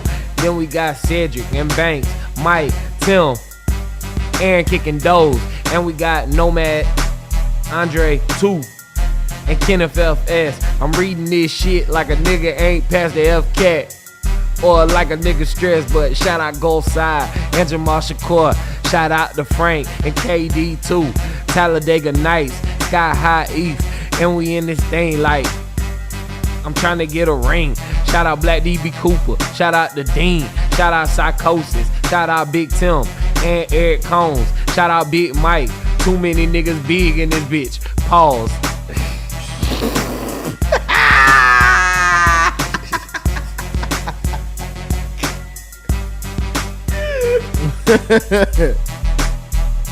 If you think I came here to play around with y'all, god damn it, I'm not. Shout out Joshua P, Uday Alston and Vince 2-3, Russ Solo. Shout out Anthony and Esteban. I should rap this bitch and Espanol. Shout out Aunt Cam. Shout out The Straight. Shout out Kojo. He already in this thing. Shout out to Jay and King Joseph. Shout out Tremaine. He was here yesterday. Shout out to Ryan and my nigga Nick. Shout out to James. Cameron in this bitch. Paperwork Sham. That nigga was in Miami going ham. Fixing phones and shit. Man, shout out to Rand. And shout out to Hype. Shout out Stephon. Shout out TC and DQ. Shout out to Danny and Earl and Keefe and Sliced Bread. Corey in this thing. Alonzo, Deadstock, Dev. And we got Candace. Then we got Sam. Frank in this bitch. Adam, goddamn. And we got Chris, Tokyo, and LaDon, and G-Bo, and Gerard, and Steven, DJ Larry. What's going on? And Jonathan, then Trap, B-Dot, need a wave cap. He probably got 100 wave cap. Shout out Tristan, and to Millie, Chloe Hotline, and Steven. And we got Nas. I think I said them all. But shout out to Trap, just in case I missed that. Shout out Adam, I'ma say it all gun. I'ma just fuck up the words so they rhyme. That's what Kanye used to do. You know Definitely. what I'm saying? That's everybody. Yeah, man. Shout out to all of y'all. Shout out to the Patreon. Shout out I've to- been begging for this nigga Amp to put them in order. So I've been drinking a little bit and I was trying to like read them. What order do you need, nigga? I've been reading them in my own order. I put them in the order they sign up. So. I've been reading them like I'm I just dyslexic. go on the Patreon, I copy paste them and put them in the order that they sign up. I'm reading them bitches like stars. You And know if what I'm saying? they leave, somebody get replaced in that spot. Right, Get the right. I thing. heard That's that. one thing. When somebody leaves, somebody else come back. So and then somebody from that left from a while ago, they were like, "I miss these niggas." And they just come back. So shout out to the Patreon. Yo, man, we always welcome you back. Patreon.com/RAO podcast. Go and sign up, get every episode early, and then you get the live stream, all that shit. Yes, RAOP at night is back. We record an episode tomorrow. Let's go. And then DJ gonna be our plug for the OnlyFans women, apparently. You so know what I'm saying? we got some We in there like swimwear. Trying to tell you. So yeah, go ahead and sign up. We got a lot of shit coming this year. So go ahead and sign up, man. But I almost said we in there like booty hell, bro, but I was like, I wouldn't judge you, bro. I ain't a fan of booty hell. hey, I mean, shit, it's in there, bro. I hope nobody is. Yeah, you a nasty motherfucker if you like booty. Ew. We're gonna play a little bit of this Busy Bone shit. So this nigga was like in a radio station in Houston, and this nigga was just like high as fuck off like PCP or some shit. He's going down here to H-Town, man. I've been down here, man, just relaxing and vaxing, man. I ain't seen nobody bring me no money yet. I haven't seen anybody bringing any money in H-Town. Oh, well, you already know how it is. When we look at money, we don't look at that paper. Render unto Caesar's what Caesar, and render to God was God. Yeah?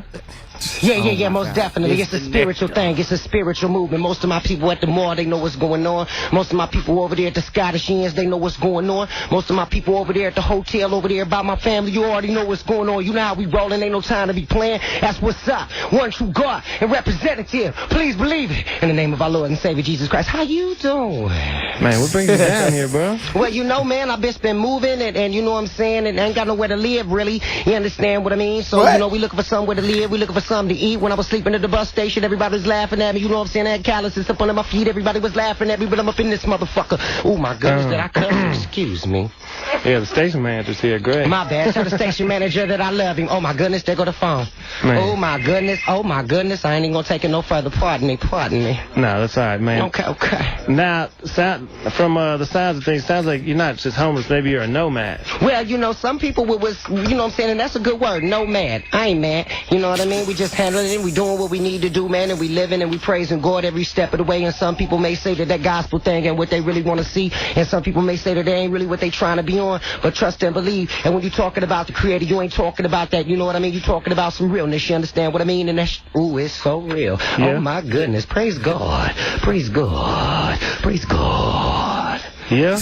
Yes. You're going in the way of the gospel. Oh, well, you already know. You know, you got I would have been like, that ain't you the got gospel. The gift. You got the praise that Alpha and Omega. You got the praise that begin. All right, that's dope, bro. This shit like I left. Bruh, I would have got the fuck up and left out of there, boy. Nigga said, praise God. Matter of fact, I think that's around the same time that nigga did that.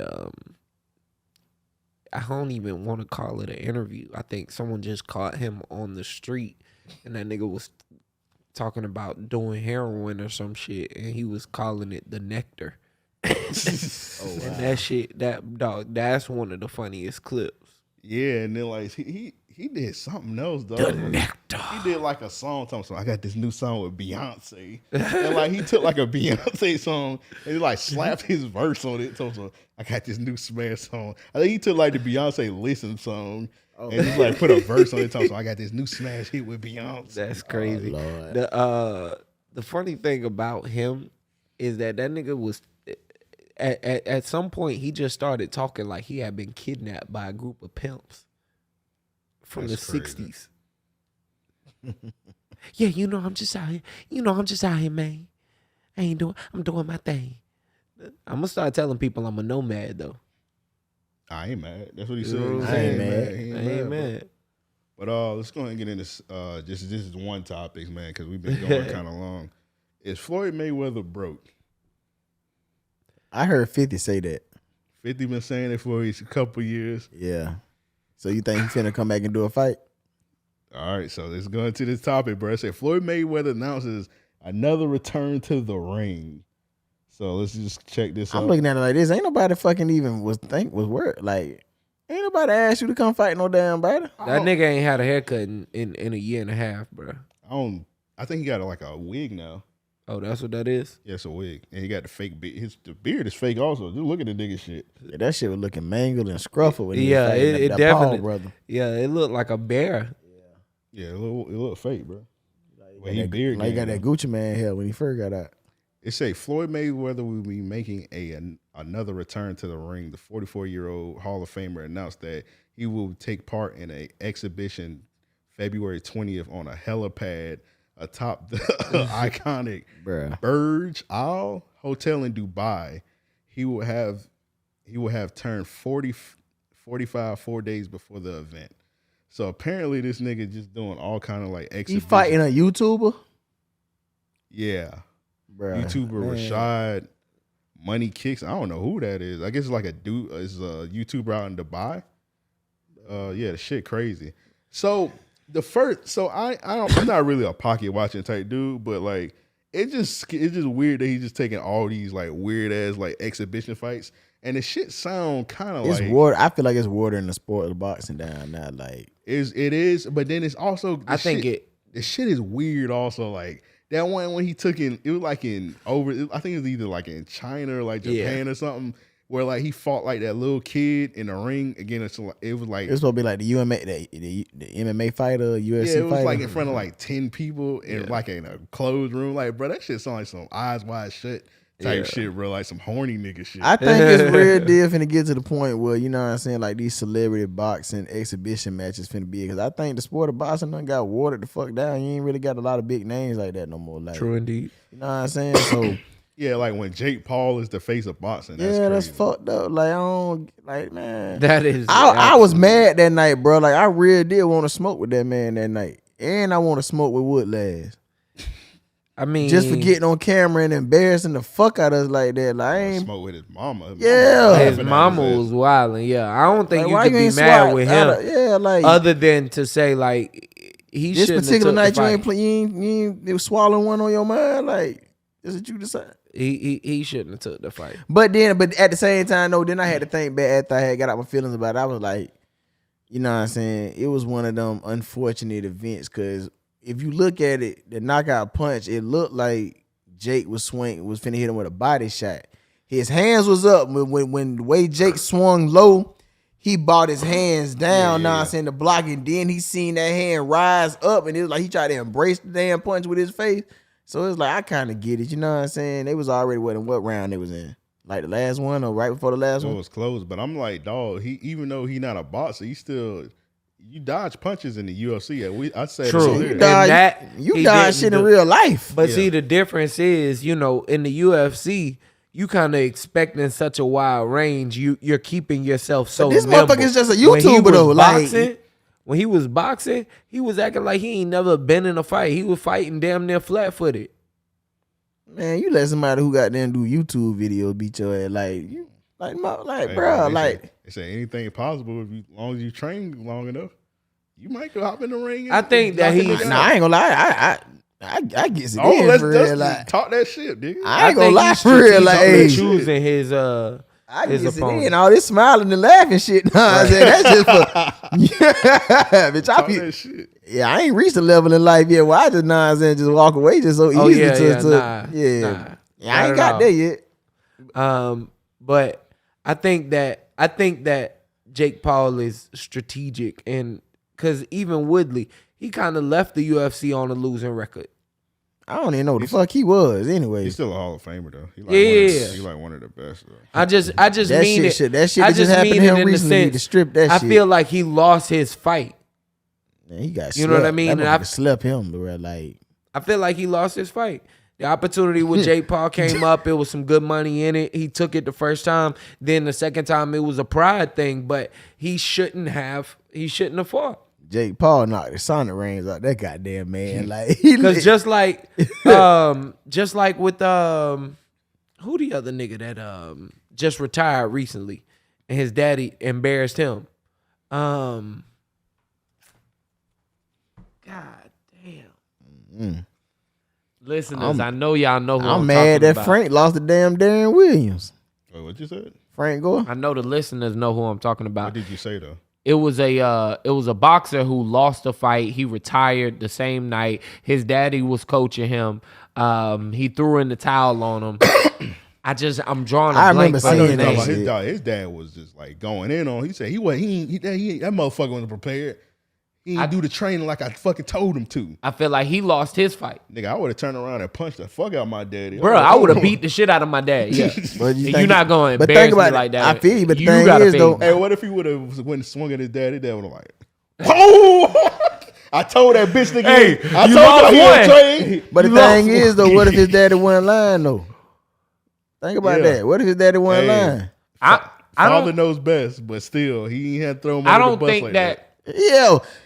Was the daddy the trainer? I don't think that it's fair to look at someone. That means he threw his daddy under the bus for getting his ass beat like that. You right. You saying what the fuck I'm doing ain't nonsense. I trained you to get your ass beat like that. Hell nah. Ain't he my flesh and blood? I don't think that it's fair to look at it and say ain't even let the fight play out like that for real. He probably was saving his ass. He just seen 2 rounds. He's like, that's enough. I don't feel like it's fair to say it like that though, only because if he already lost the fight in him, right? Mm-hmm. It wouldn't matter how much training he did. Who lost? What you mean he lost the fight in him? Like having heart? Yeah. Oh, I mean, you got no heart. Once you lose that, the training is mechanics for something that you're passionate about. You get what I'm saying? No, that's technical. That technique. All of that. True. I mean, all of it. And when you get in there and you lose focus of it, what happens? We talking about two cases of the same I don't know. thing. I ain't had that shit happen. I don't know how that shit went. In a fight, I ain't never lost focus. Nah. Oh yeah. Only thing I know is, I gotta walk out this bitch handsome as the fuck I came for. This shit started. I ain't trying to get touched. I don't know if that's my thought per se, but I'm definitely thinking like, I don't want no black eyes and no broken bones. I think the last time I actually probably had a scar, any type of marking in my face from a fight, probably, I'ma say it's been well over. Nigga ain't well over 10 years ago. About 11. Nigga was scrapping in the military? What? Oh, that's my best ones. Like, I say the only fight outside of the military that I gave somebody that work, but I was on a cruise in 8th grade. I never get this shit. I was on a cruise in 8th grade. It was like, you know what I'm saying? Any of y'all been on a cruise before? Yeah, them shit's hell. You know what I'm saying? So I ain't never been on one. All right, so you with your parents, your family, whatever, friends, you know what I'm saying?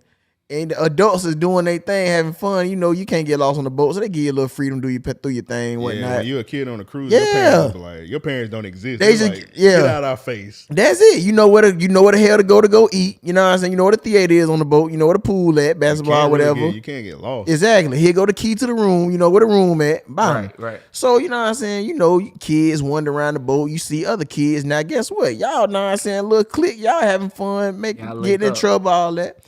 So, we chilling. It's probably about 6, 7, 8 of us. You know what I'm saying? So one of the dudes. Now I'm in middle school at the time in Jacksonville. Y'all know we rank.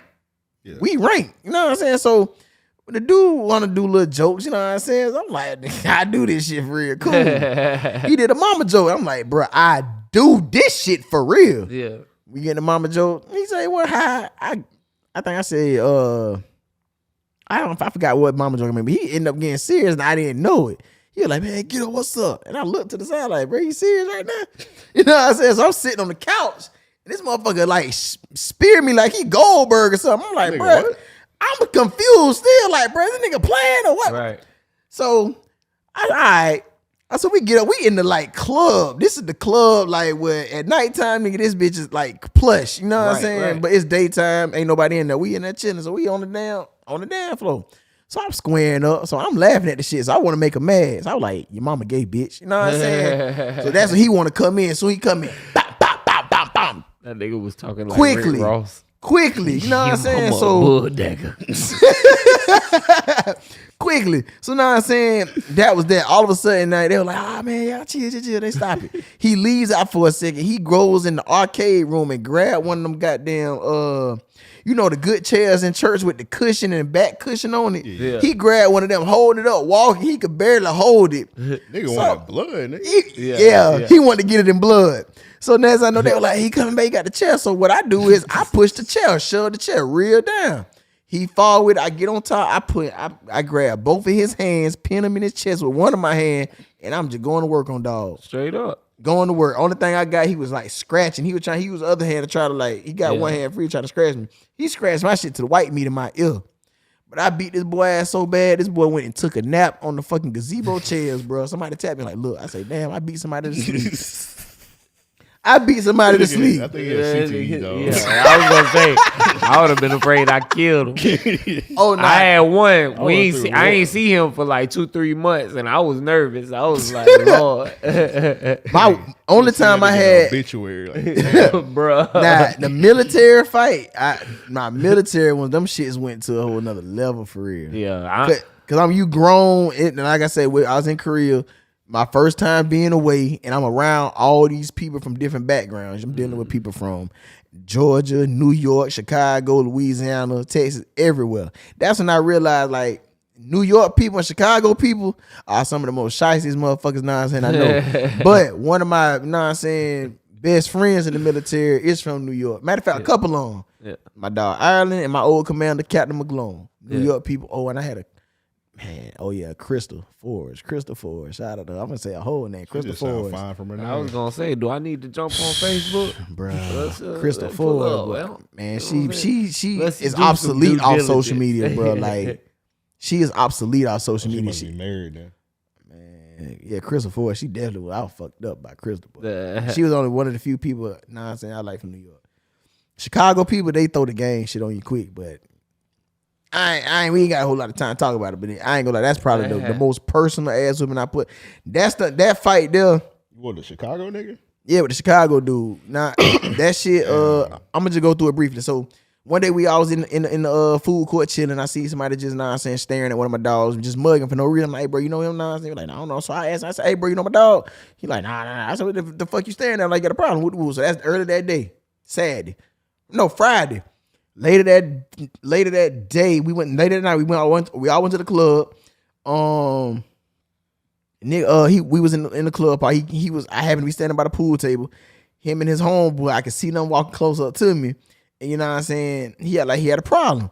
He was like, hey, bro, was that shit you talking about? I say, nigga, I just seen you earlier, bro. You ain't you weren't on this type of nonsense time, bro. I don't give a damn about you with your people. Right. So his homeboy started like holding him back. I said, hey, I tapped the homeboy. I said, hey, let him go. Yeah. Know what I'm saying? So he took him to the other side. All of a sudden, he took him to the other side of the club. But all of a sudden, I started seeing the club separate. Yeah. And I see a motherfucker walk through the middle. So by the time he get close to me, I mean, my duck for 2 seconds. I just came up. Bam, bam, bam.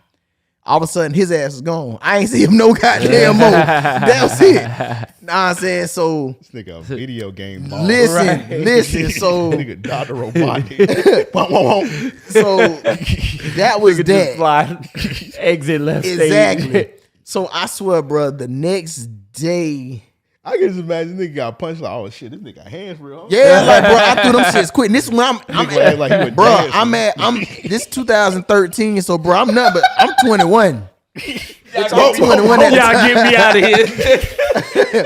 I'm 21 at the time, bro. So I say another night we went out, bro. Another night. So it's where we at. We got the thing called the Ville in Korea. When you leave out the gate, you go into the Ville. It's nothing but nonsense. Clubs, bars, and restaurants. Yeah. We went to these 3 clubs. S Club, Rhino, and then we went to Gateway. Gateway is on base. All right, so man, we in S Club chilling, having a good time. All of a sudden, I see my dog on the dance floor. I see a whole bunch of shit. Nah, I'm saying going around like some shit finna happen. Yeah. But I see my dog just chilling for real. But from where I'm looking at, it looked like he had a problem with somebody. So I went over to him like, bro, you good? And all of a sudden, I just seen somebody walking up close to him. I just stole the dude. Bam! Don't give a damn. He had shit to do. Like, Malone, I said, bro, I'm good. I just kept dancing. I wasn't mad. That was that club. Second club we go to is called that Rhino. We all in there chilling. We about 7 deep. It's me, Simmons, Ireland, Boney, Brown, Grill, and Jenkins. Grill and Jenkins are 2 females. One a stud, one a regular girl. You know what I'm saying? So Grill getting into it with another girl that's with a group of people. They scrapping. I just say, fuck it. I just swing on a random that was there. Know what I'm saying? I'm like, fuck it. I ain't never had like a real deal group fight. I just, know what I'm saying, pick the shit off. So me and the dude scrapping, we going. I see one of my homeboy, Brown, he just watching in my periphery. But I'm about done beating his ass already. So that was that. But the dude who had done got a fight with in the club the day before, he was off in the section with his people. And he stands up. Oh my God. He stands up like, know what I'm saying? It takes his shades off. I say, fuck you. I say, you want in too? He shook his, he said, a hoe, bro. Bruh, he shakes his head. He shakes his head. You know how somebody be like, all right, bet. They leave. And we leave. So wait till this nigga fatigued. Yeah, bro, that's crazy. So that look, nigga hoe. Listen. Listen, so Boy, that's some pussy so shit. We get, know what I'm saying, in Gateway. Gateway is where we all got to go back on base because we got to be back on base by 1 o'clock, but be in your room by 2. Mm-hmm. We back on base and we in the spot called the Gateway Club. That's where you, like a last resort, like a club, you get, you know what I'm saying, something to eat too. We in that shit and I feel like we on a victory run. We having a good time. Simmons drunk. Simmons like, man, bro, I'm hungry. I said, all right, bet, let's go to the thing. Let me get something. I had a bad feeling about it. I had this one tad feeling like something like this ain't it. Yeah. We in line waiting to get our food. I remember I looked like this one way, and when I looked like this, bro, it's about 10 of their ass walking up. Boy. They put a half circle around us, surrounds us. So I tapped Simmy like, hey, none of our people is in fucking sight. These motherfuckers still on the dance floor chilling. Right. All that. So nigga can't even yes. Hey. So the dude who I done got into it with, hey bro, you know, I say, hey bro, if you ain't got no more, if you ain't come up with no respect, no apology, bro, we ain't got shit to talk about. No, I said he went to putting up his pants, wrong mistake, sent 3 more quick ones at him again. His ass done. All of a sudden, his homeboy came. I never in my life ever seen a punch come at me so damn slow that I couldn't react to. I watched, you know, in the first Spider-Man, when the motherfucker trying to fight him in school, and he watched him throw the punch. And he was like, damn. It was one of them, but the shit connected. Oh yeah, flash. Pop my ass, bam, good. I'm talking about, bro. I stumbled everything. I remember I seen somebody throw a fucking bottle, one bro. like that. The punch was coming slow as fuck, but I was like, you just looking at it, you were like, damn, I can't move. That's exactly how I was, bro. That's exactly how it was. Bro, that's exactly how it was. You recovered from it quick, but you like, damn, that shouldn't have hit me. I definitely recovered, but it made me like stumble, but I caught myself. You know what I'm saying? So my dog Simmons, I don't know what the fuck. All I seen that nigga under the goddamn pool table. Yeah. And it's just like a swarm on him, bro. Damn. So I remember after the fight happened, you know what I'm saying? We all leaving because we all gotta go back to our beds and whatnot. One of the boys, the boy who stole me happened to be cool, you know what I'm saying, with my other dog, Boney. And I heard they told me what happened. Say, dude was like, hey bro, you with them? Like, yeah, that my people. Say nigga stole him. He got in the cab and cried and left. What? That's crazy. You know what I'm saying? This is what I heard. This is what they telling me. So as we all on the bus, I'm mad as fuck. I'm just 30X. It's like, bro, ain't no way all us coming this bitch deep and only me and him, know what I'm saying? All y'all just parlaying and shit. So Brown we walking like, damn, bro. No, I'm saying I said, bro, shut the fuck up. I said, because I had a mark on my eye, bro. My mama had to send me some cream in the mail, bro. Like to get rid of it. It looked like a bitch put a lighter to my face, bro. They was bruised that bad. Yeah. So I'm mad. I say, bro, shut the fuck up. I say, because one of you motherfuckers, I say, this shit won't happen right now. I say, bro, you say so, I'm going to beat your ass. And like, the nigga walked on quiet for the rest of it. So they were like, man, fuck that shit. We going to their defect. The defect is the cafeteria. It's where they go eat at. Yeah. We going there tomorrow. I text him. I said, bitch, when we wake up in the morning, motherfucker be quiet. I ain't going to say nothing about it. Next morning, it's Sunday. You hear shit about it. I believe it. But get what, though? That's what happened that night. We go out. And to go out, we had to take cabs. It's either you gonna walk out there, which is quite a walk. Yeah. You gonna catch the bus, get dropped off, or you catch a cab, get dropped off right in front. So it's 7 of us. We got to take 2 cabs. First cab was Jenkins and Grill was like, hey, come on, Malone, ride with us. So it's me, Jenkins, Grill, Boney. I didn't too much like that shit because for one, only person I felt like was going on saying bump for real was Jenkins and Grill. I said, I really would. Boney that's the 2 chicks, right? The 2 chicks. Yeah. I didn't feel right me not riding with Simmons. That's crazy. Simmons ended up riding with Ireland. So it was just them 2 because it was 4 us. You know what I'm saying? It was like Ireland and Wright or somebody. They had to catch the second cab. And that shit came way later than when our shit dropped off. When I tell you I had a feeling the shit was going to happen the way it happened, we get out the cab first, we chilling. So we chilling in the spot waiting on them to pull up. Guess who I see? Guess who we see walking up? I see him first. The dude I got to fight with. Yeah. Him and 2 other dudes. Yo, I used to waiting on them other niggas. You was pretty much vulnerable. Bro, you feel me? So they came, so they walking up. So one was like, what's up, bro? I say, nigga, fuck you. I spit on you right now, bro. I'm that damn mad. Yeah. So the other dude, so he from Chicago, who was like, what's up, bro? And the other dude was like, man, shit, y'all just know what I'm saying, get y'all one-on-one. He from Louisiana. Boney, the one came with us. Yeah, shit, y'all get one-on-one. I said, nigga, you should be the main one to get some get back. Nigga stole on your ass last night. Right. Know what I'm saying? So the dude who I actually fought with for real, who I was having issues with, he really wasn't saying too much, but he was like, all right, let's run it. Yeah. Man, bro, I'm so mad. So, bro, we put our set up, bro. He had a retarded looking set. I remember now saying, I'm thinking to myself, only thing in my mind, bro, do not get touched right here. Straight up. Nigga, this shit hurt. Nigga, do not get this shit tender. Don't get touched. So, I mean, we squaring up. And I mean, you know what I'm saying, do a little flinch at the motherfucker. And he bit. And he did one of these. But that shit was over after that, bro. I beat this man with all the personal anger I ever had in me. Right, I remember I tearing this boy ass up. I remember we was by a glass building. I had him took his head and tried to run his head. I tried to run that nigga and through that building. I whispered it. I said, nigga, I'll kill your ass tonight. Bruh. Like, man, somebody beat your ass and whisper in your ear, I'll kill you. So get what I do. We can't go to the building, so get what I do. Nigga, I put that top of that nigga head on the concrete, boy. And I was just on top of him, going. They said an MP was on my back trying to pull me off. To this day, I never seen or felt that MP a day in my. I swear. I feel it. I was just there, blacked out. That's crazy. So Simmons, had done finally came. Cab finally came. He jumped. All I heard, Malone, come on, we gotta go. When he said about the fourth time I got up, they said, and we took off, running. They say, bro, about within a few seconds later, they say about 30 MPs came running around the corner. Oh, you've been out of there. Yeah. But we were gone. But he was like, Malone, we got to go. I'm tired. Yeah. So we running. He like, bro. He said, bro, I know you tired, bro. We got to go, bro. So by the time we start running, nigga, we by the highway. We had to cut through nonsense some shit about the highway, and we just sitting talking like. I'm like, damn, he like, well, you be that nigga. I said, yeah, I fucked that boy up. You know what I'm saying? So, and I remember I had a white t-shirt. It was a Nautica shirt I just bought out the store, and the bitch was bloody, but it was his blood. So we ended up going, we caught the bus, went bad. Everybody like, what the fuck going on? I'm in the tank top with a bloody shirt in my hand. So he was like, shit, what's up? What we gonna do? I say, man, it's still early, bro. I still want to go out. So I'm gonna just change the shirt. Nonsense. So we went out. So we ended up wait a little bit. I switched my shirt, went out, went to the gateway again, where everything all in. Guess what? Heat up. Oh man. Nah, that nigga need to be in the house.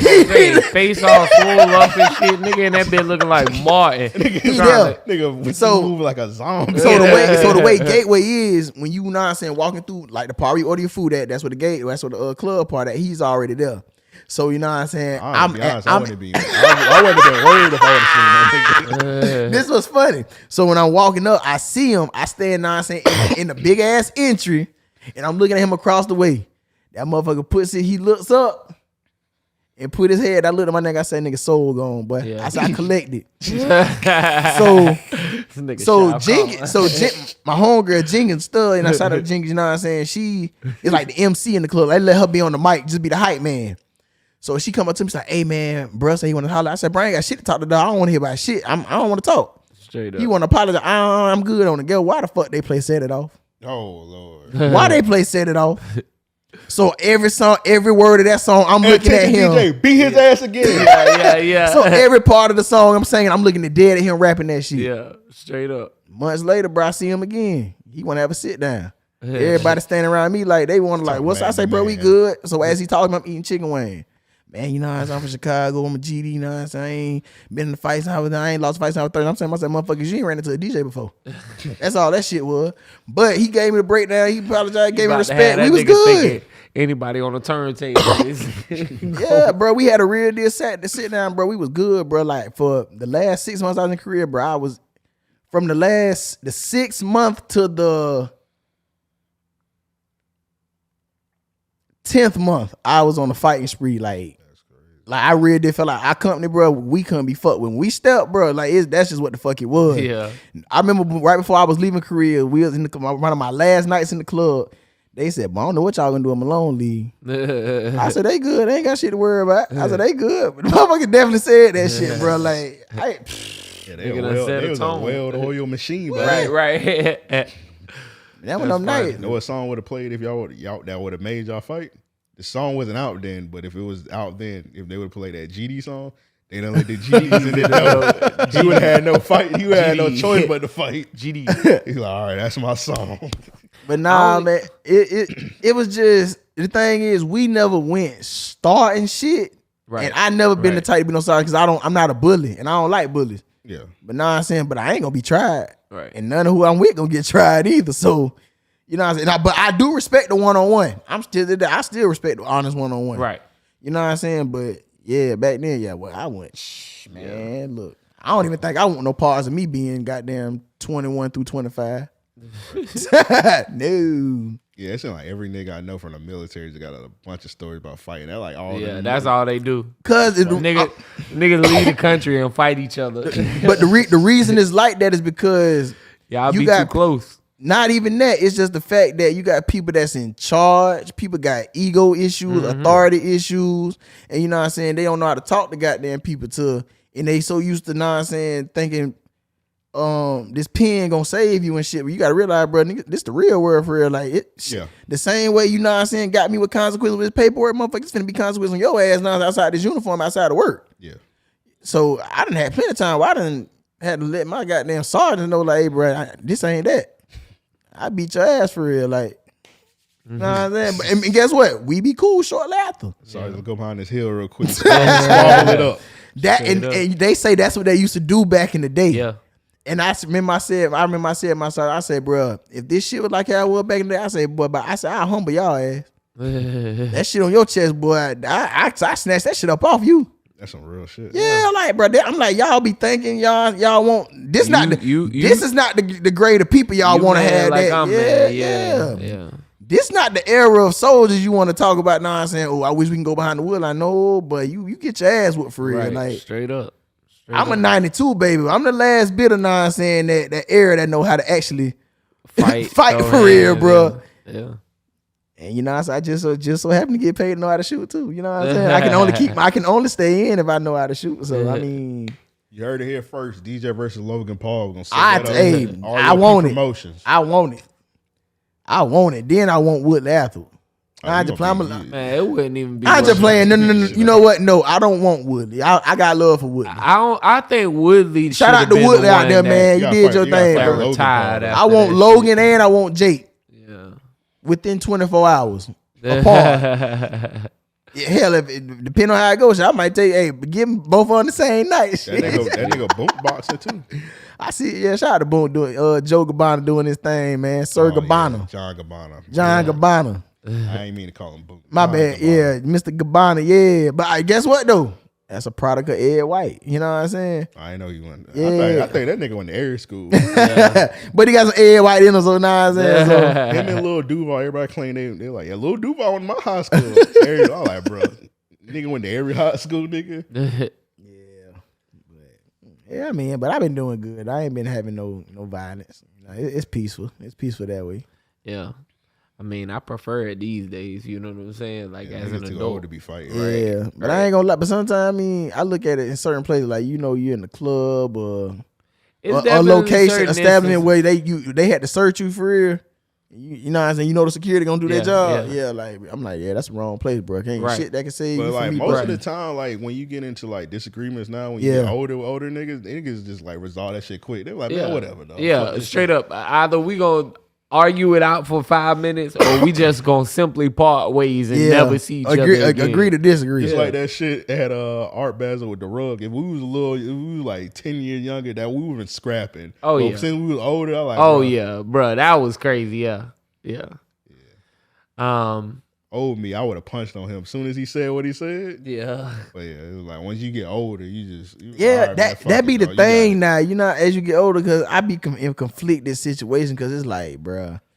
And it make you think react, about it. You react wrong, your ass can possibly go to jail, bro. Possibly. And like niggas got homies that died over stupid ass shit. Straight up, bro. Straight up. So it's like, yo, it's not worth it. You know what I mean? It's really not. Yeah, I've been doing good these last few years. I ain't been in no drama. Well, I ain't never really been in drama. I just always had little situations. Just little things. Yeah, but one or two people. That's all. Shit like that. Yeah, that's crazy, man. But let's go ahead and get into real niggas a week. They need their ass beats and get up out of here, man. Cause we about at the two hour mark. To send in real niggas a week, just hit us up at mail@raopodcast.com. That is mail@raopodcast.com, or you can send it to us on our Twitter page, RAO Podcast. We prefer the Twitter page. And like I said a million times, do not send it to our personal Twitter page. Send it to RAO Podcast. Get that through y'all heads. Anyway, my first real nigga of the week. I don't know if to give it to God. I don't know who to give it to, but shout out to Alexis Fields. I was just about to ask who Alexis Fields is. Alexis Fields, man, she's an amazing actor, man. I've had a crush actress. on actress. Actress, right? Yeah. You know, it's 2022 now. I've had a crush on Alexis Fields legit since I've been 5 years old. She used to be on Sister Sister. She's been on a lot of shows. Sister Sister. She was on Moesha back in the day. Her big sister is Kim Fields. Yeah. She's looking amazing. Yeah, but I don't know if she left. She was married. I don't know if she left her husband or something, but she just been dropping some elite thirst traps on the timeline. And I'm tapped in, so I don't know. You can see I put the red heart on it. Yeah, you a freak bull, but. Oh, yeah. What other show she was on? Girlfriend? I don't know, I bro. Think she was I just know. I don't think she was on Girlfriend. I just know she was on Moesha and Sister for sure. She gorgeous. Yeah, shout out to her. She kind of stopped acting. I don't think she's been on a show in a long ass time, but yeah, those are the main shows she was on. She was like the villain on Moesha. She gorgeous. I got one more real nigga of the week. Shoot my shot. So this nigga, so it's two dudes. They was date raping girls. They like putting shit in girls' drinks. Yeah. So this one they stealing pussy. Yeah, they been stealing. The nigga, I had the other video. I forgot to bring it or put it up on this.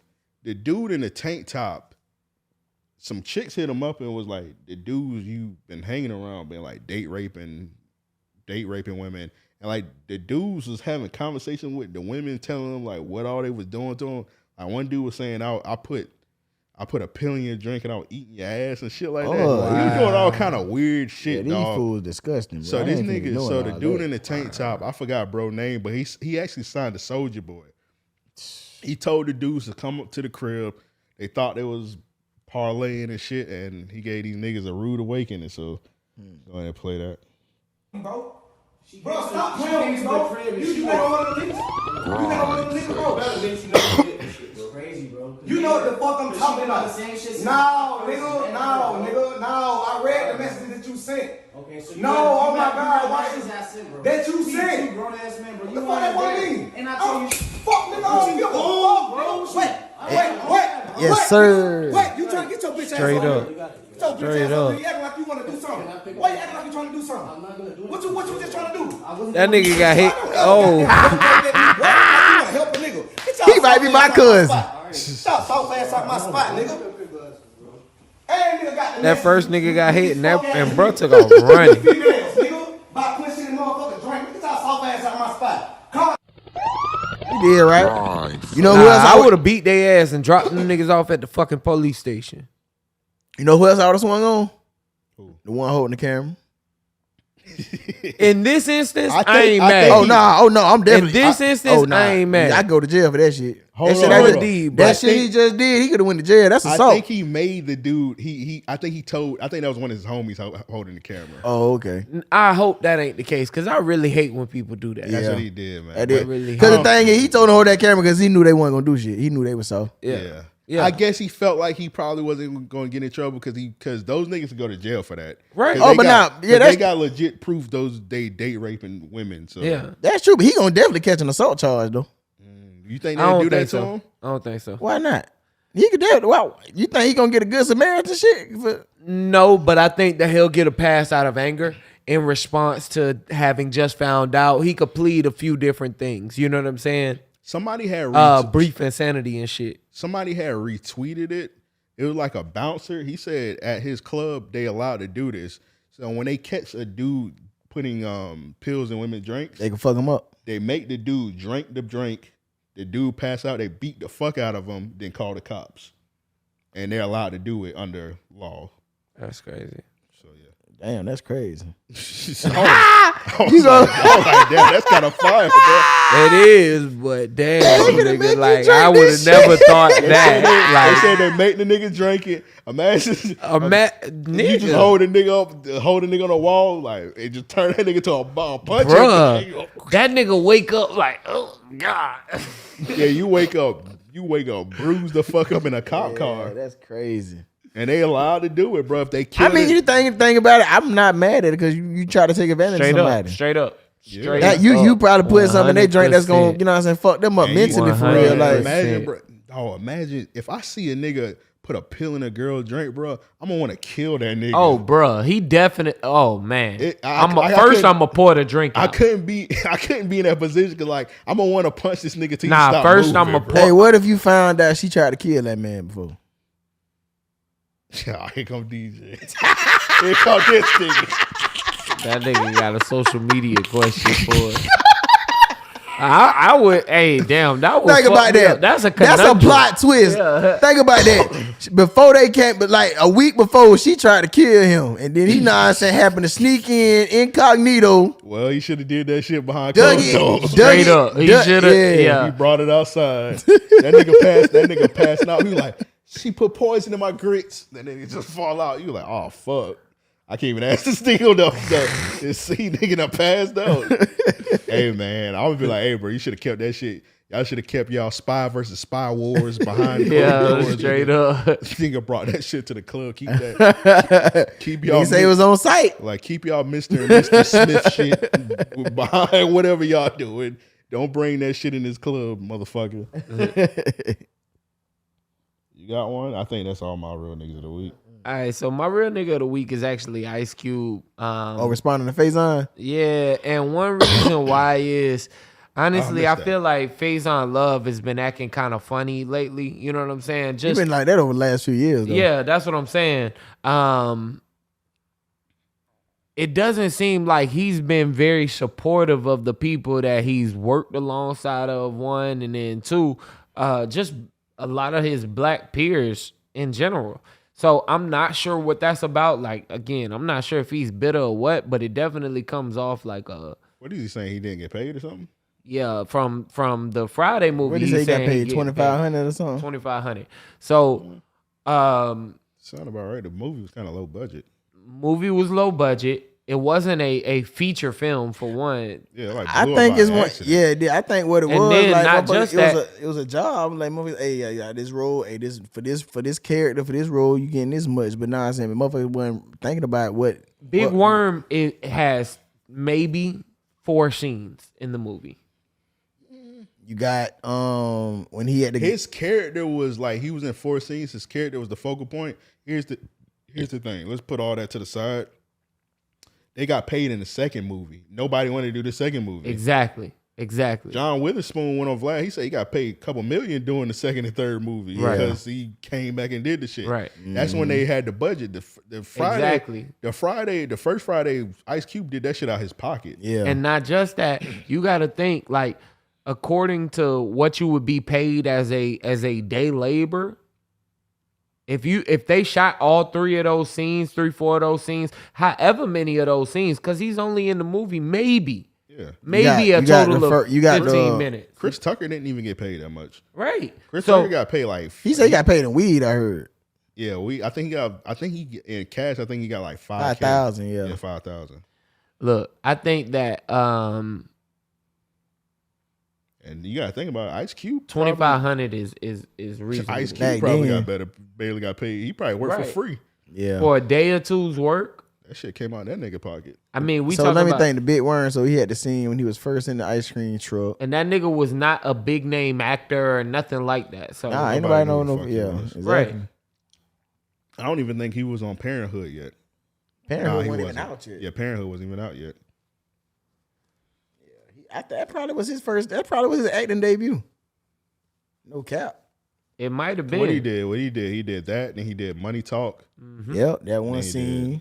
He even goes on. He was on Don't Be a Menace. In the same interview, if I'm not mistaken, in that same interview to where he says he's not doing it because he only got paid $2,500 type shit. He goes on to say Friday is what put him on the map. Friday is what blew him up. Yeah. So I hate that. I hate that people are trying to like stain Ice Cube's record, like name rather, in that regard. But I named him my real nigga of the week because he did respond to it in a public way. And I don't feel like it was tasteless. I feel like it was very direct. He let him know like, yo, this is how long he was in the film. This is how many days he was in it. I paid for this shit out of pocket. You know what I mean? What more do you expect? This was a nigga who was not a C-list actor. Yeah, only reason he was even in the movie because him and Chris Tucker was roommates. And this nigga Chris Tucker said, hey, we need one more person for this movie. Come to the set with me. That's crazy. And the nigga put a wig on and then just freestyled his role. That's crazy. Yep. So yeah, Cube didn't even know who this nigga was. He was like, oh, this your homie? Here go $2,500. Niggas be feeling like their value is way higher. I think what it was, you know what I'm saying? They seen how much money the movie grossed. You know what I'm saying? I was gonna say after the fact. After the fact, you know, it's always after the fact. Your value is here after the fact. That's just like somebody who sell a beat. Somebody on YouTube sell a beat for $150. Guess what? They sell this rapper. This rapper got a #1 hit. Yeah. Next thing you know, guess what? You're not finna get paid off of it. They bought the beat. That's theirs. Yeah, I forgot the producer name on the top of my head. I think it was like DJ Pooh. Him or Gary Gray? No, I was talking about a whole different shit. Talking about songs, music. I was about to pivot to a song when was it TM 88 who did the Lil Uzi song? Yeah. He did All My Friends Are Dead, whatever it's called. XO Tour 3. XO Tour Life, whatever. He said he didn't get paid off that song because he just gave it to Uzi and he didn't do the paperwork right or whatever. Or he said he got paid like years later or whatever. But it's like sometimes when you just do shit off the humble, you just gotta wait, see, and like let the shit build up. Yeah. And that's it. I mean, sometimes you take that sacrifice to get the greater gain. That's how I view it. Yep. Yeah. You say, I'm going to take a loss up front and then, bounce.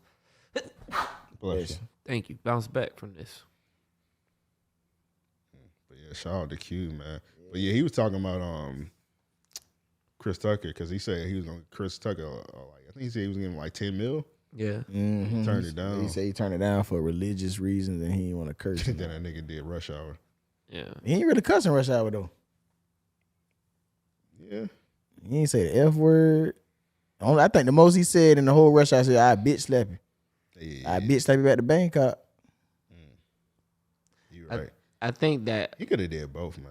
Yeah, I think that he definitely. I ain't no punk bitch neither. I ain't no punk bitch. I think that he could have found a way to do it for one, and then two. I think that even with him having those racial undertones in all of Rush Hour, which made it great, of course, is kind of nulling that argument. You get what I'm saying? Like, you talking about two sins. Yeah, he was chilling with 100 Asian women. Right. That ain't in the Bible. What Drake said. Name of that Drake song. whatever the song is, like it's not in the Bible. Whatever. I don't know. Oh, you ain't a certified lover boy? My boy said he he wanted got some. a heart in my head. My boy said he wanted. Chris Tucker said he wanted some moose shoe. Fall asleep in here again. He said he wanted that moose shoe. All right, this one from the homie All-Star Girl song. He said he don't know if this is a real nigga of the week because they need their ass beat.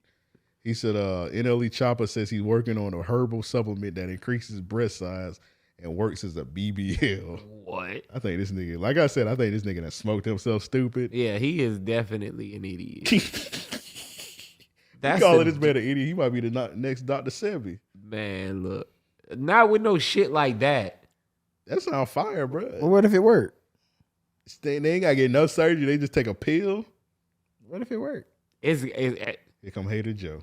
All right. You gonna take it from an uneducated nigga? Bro, this is crazy right now. This is a black man you talking about. I'm sorry. You just going, bro. This is another black man. You just calling him What the fuck just happened? Go ahead, call him a monkey too. While you at it. What I mean is, just call him ignorant. Like, bro, what's this going nigga's on evolution started in the backyard. Bro, You had to start with somewhere. That nigga went from rapping about carrying AKs and choppers to planting lilies. You ever heard of and growth? doing yoga? Yeah. And 6 months later, this nigga has the fucking ultimate.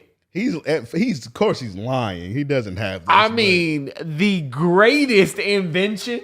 I don't know, bro. What if Dr. Sebi came down from heaven and gave this man the ingredients? Dr. Sebi was at least a tenured man. The nigga lived a life.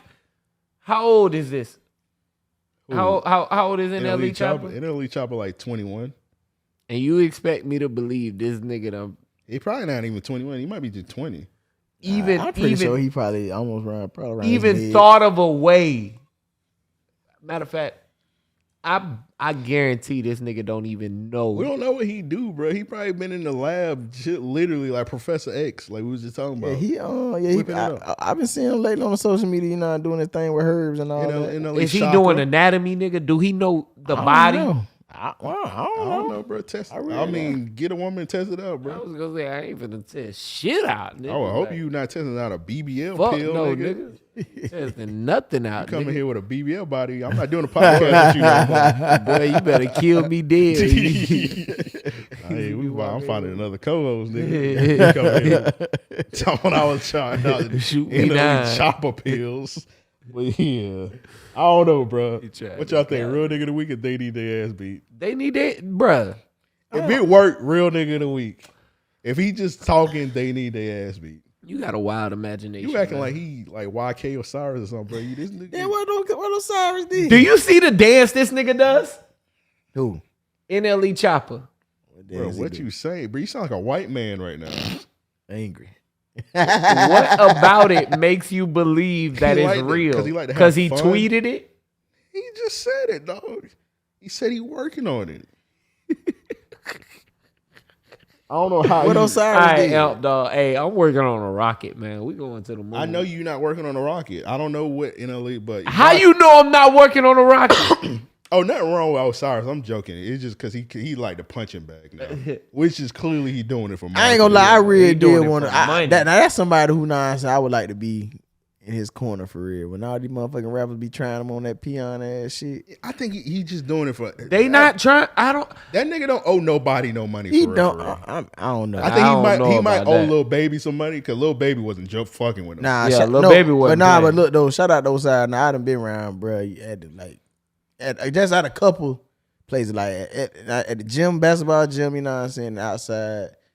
Arena, and they had the Lil Baby and Friends concert. Yeah, Buddy definitely like to gamble on that basketball. I was shit. gonna say I could believe he gambled a lot. Yeah. But he young, he got a lot of money. You know what I'm saying? Like I could believe that's a big thing. Yeah. But I could also. But I rock with Osiris. I like Osiris. He good, man. He good people. You know And what I'm that saying? shit, He doing his he thing. did some shit with like French Montana. Some French, but he don't owe French Montana. I some think money. French did. That French shit just Montana get relevant. French Just get his Montana name. out there. thirsty. both of them. Yeah. French Montana's a cornball. You see French Montana going around giving out his shoes and everybody like, thank you. Them ugly ass sneakers he got. Yeah. I feel like That's the hip hop father letting his ass in. YK Osiris is doing it though to stay relevant just as And much. keeping him relevant. Yeah.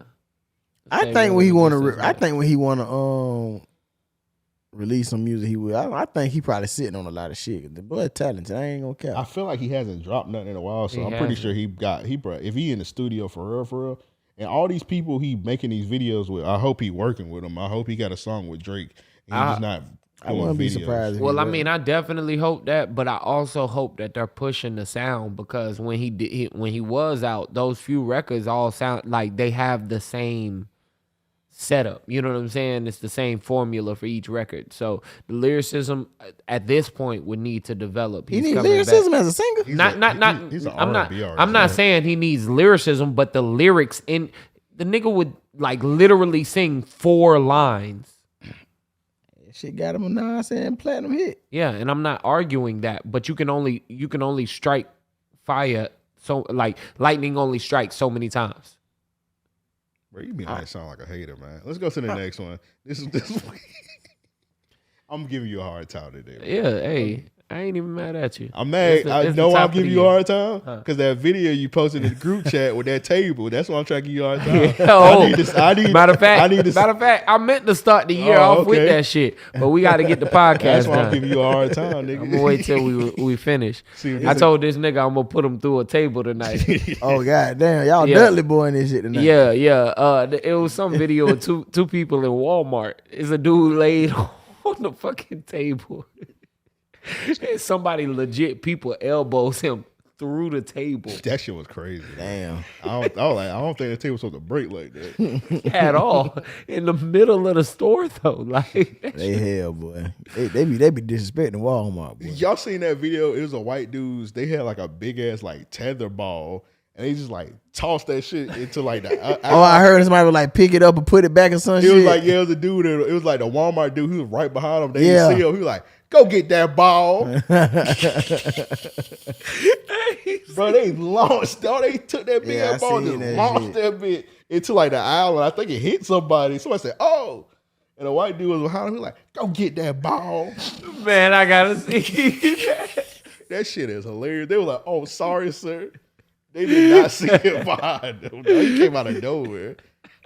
All right, next one. Is this one from Aaron? He got a Gunna Security as his real nigga of the week. Yeah, I seen that shit. Gunna was in the jewelry store and some dude tried to just like pull up on Gunna, which wasn't a good idea. Bro, look at the way.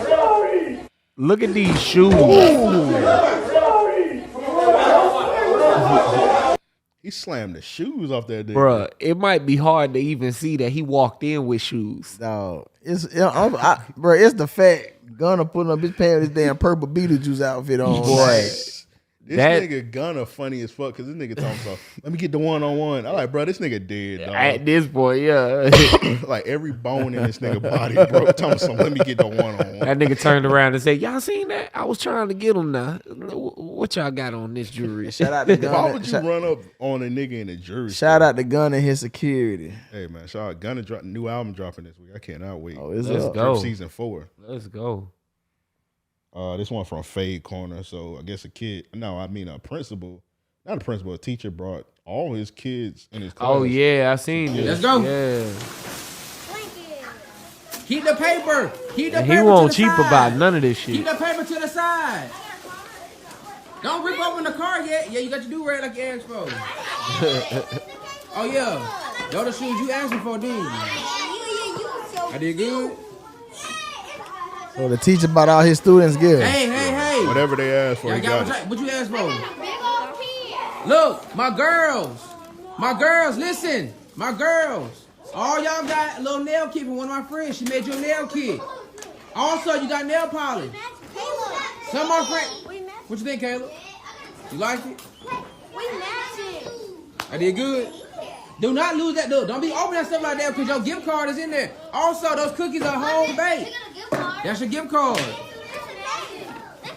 That's dope. I ain't gonna lie. Yeah. And this is for you. I got Cheetos. You gonna blow this up and throw the football through it. Thank you for all of my little brother. If you want to, it's your gift. I thought that was You need I to thought do that it. was You talking even about the doper. barbershop? Yeah, she gotta You give him open one that to at give home. to her Open little that brother. Yeah. My friend works at Chick-fil-A. She gave everybody that. You got it? Is that what you asked for? A coloring book? Okay. This nigga teacher of the year. You got Man, your head what? on. I kept my word, didn't I? He gonna have all the other teachers mad. Oh, you think you tough? Go ahead and put him down for Hall of Yeah, Fame. he got to go in the Hall of Fame. All them other teachers gonna be looking at him so up and they're like, Yeah. oh, you think you better than us? I think we get the point, man. Salute to him. Definitely, man. definitely big. That's You gotta man. think, bro. I love that. Teachers That's do huge. not get paid good at all. So, Man, not enough. so he had That might get his ass investigated though. There was Yeah, somebody, a teacher going to definitely hate Oh on this yeah. nigga. there was a teacher that raised she raised $100,000 and like made sure her students ain't starved and whatnot, and I thought, like, of course that was commendable. Yeah, one of our homies, he that's a teacher. I ain't gonna say put his business, but every Yeah. school year I ask him, I'm like, bro, you need some bread, bro, for supplies, cause that shit is It hard. takes a man. lot. It takes a toll. My mom a teacher, you know. Yeah. Shout out to matter of fact, my homegirl, you know what I'm saying? She do a podcast named Vanessa. She a teacher too, you know what I'm saying? I know every year she right before the schools start, she always, you know what I'm saying, put the link up where you can donate, you know what I'm saying, we get supplies and whatnot. I think that's dope for real. Right. Salute to all the teachers. And my homegirl Mika, she a teacher, she do the same thing. Yeah. Salute to this teacher right here, the teacher of hands, Jason Derulo. So somebody pull up to Jason Derulo, called him Usher, and yeah, he just went crazy.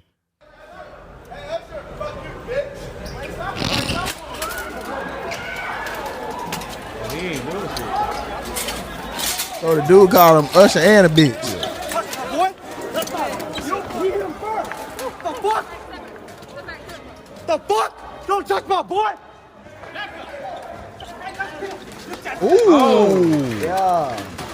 That's what they got to get back to. Yeah. Ain't Jason Derulo the dancing nigga, right? Yeah. They should have seen from them TikToks. That nigga say, Jason Derulo. That's crazy. Nah, man, like that's he, man. The thing is, bro, fans be getting out of pocket and out of place, dog. Bro said, don't hit on my boy. He was like, bet, I'm going to hit on you. straight up. Bro, that's got to be an awkward He car stole ride. the fuck out of that nigga. That got to be awkward car ride. You and your homie get beat the fuck up. in What do front y'all talk of about? paparazzi. What, I'm talking about in general. Like, bro, that's my thing, though. Like, bro, what you want to make you nonsense real deal want to just on some shit like that? Hey, just disrespect me and call me a disrespectful slur? I didn't think nothing was going to happen. Jason Derulo said, I got something for y'all. Exactly, bro. Like, Like, what do you do? Well, DJ, I know you never gonna get your ass beat. You say you ain't never lose a fight, but just listen. Nah, I'm gonna tell you what I always said. I said, you know what I'm saying? I years ago, I was just being a real. I was like, you know what? I said, if somebody was a nonsense, throw me my one L. I said I wouldn't be mad. I said Not at all. I said the thing is though that shit build character into. I got so many W's under my belt. You know what I'm saying? This L ain't gonna matter. You and your homie get beat the if fuck we up, both got beat the fuck up, and y'all riding, I ain't gonna lie. I'm gonna ride home. No, it's gonna be a funny ride. It's gonna be a funny ride. I'm gonna ride home a little more like comfortable with that ass whooping. I'm be like this. Hey, boy, he beat our ass. Like, hey, I'm just glad. The reason I say that, bro, is I know me, but we fight, bro. I'm definitely gonna get it in. You know? What I'm saying? We finna get. I'm giving my everything. And he gets the best of us by himself, bro. That nigga straight real, up, boy. In the car, I was saying, hey, dog, real. That's Thanos. The first 30 seconds, we both gonna get in that bitch quiet. I'm gonna start the car. I'm gonna just be thinking about getting the recovery phase. In my favorite, anything mess, I'm ready to know. I'm saying get the healing. Like I'm confused for a second. Oh, man, that nigga just beat our ass, boy. Boy, that nigga got them hands, don't he? Hey, bro, I tried to help you, but he beat my ass too. Hey, I appreciate you though. Hey, bro, you got down one like, bro, you a real ass nigga, bro. Hey, straight up, bro. I seen you get your ass beat, boy. I was hurting, and I was like, I was gonna get back up. It's a difference though. What if he only really had smoke with your partner, bruh, and you know getting your ass beat because by association, you getting a bystander ass beat. Hey, you remember that time we played that one video on here? It was the dude at the gas station. They started jumping the nigga and they were beating his ass and they panned the camera to his homie in the car. They was like, you letting your homie get his ass beat? You a bitch too. And the dude just in the car just looking at him. He just looking down. And he just in a passenger side. Ain't no way he riding that car. I do remember that. Yeah, nah, that nigga would have got he would have been kicked out. I would have told that nigga to go sit in the bathroom or something. Like nigga, call a fucking Uber. He'd have got his ass whooped and left. Oh yeah. He lucky I don't drop him off some goddamn well. I probably would have put his ass in the trunk. Like, nigga, you finna die tonight. He would have got it. Yeah, he would have got out of the car right there. I was like, nigga, get the fuck out of my car, nigga. You walking. If I didn't would have put hands on him, I probably would have got in the car, drove to Daytona some damn well. Dropped his ass off. That's too today with technology is too easy. From the east side. I'd have broke the phone first, then fuck it. Yeah, but still, he could go use somebody else's phone. He could use their phone to download Uber, log into their account, all of that shit. That's right? a whole lot of that damn possibilities. But boy. you gotta think. If you had a nigga walking from here to your crib is probably 3-4 hours, right?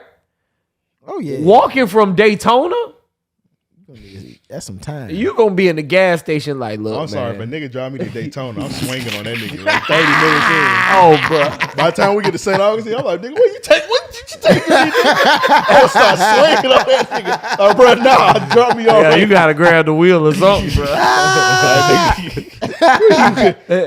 I'm taking my chances. As soon as I see that shopping center in St. Augustine, I'm swinging on you. Yeah, thank God. As soon as you pass by that big Nike sign.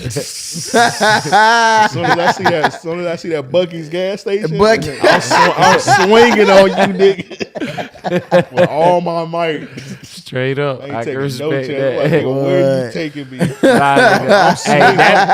That might even be too far. I ain't gonna lie. I'm swinging and hopping off the highway. Oh, you see the avenues? Like, nah. As soon as I see we pass the beach, like I'm like, oh shit. Why do I see this Jacksonville sign above my head? It's the last beach exit. All right. Thanks for coming to Jacksonville. Like, all right. What? Yeah. You getting swung on, bro.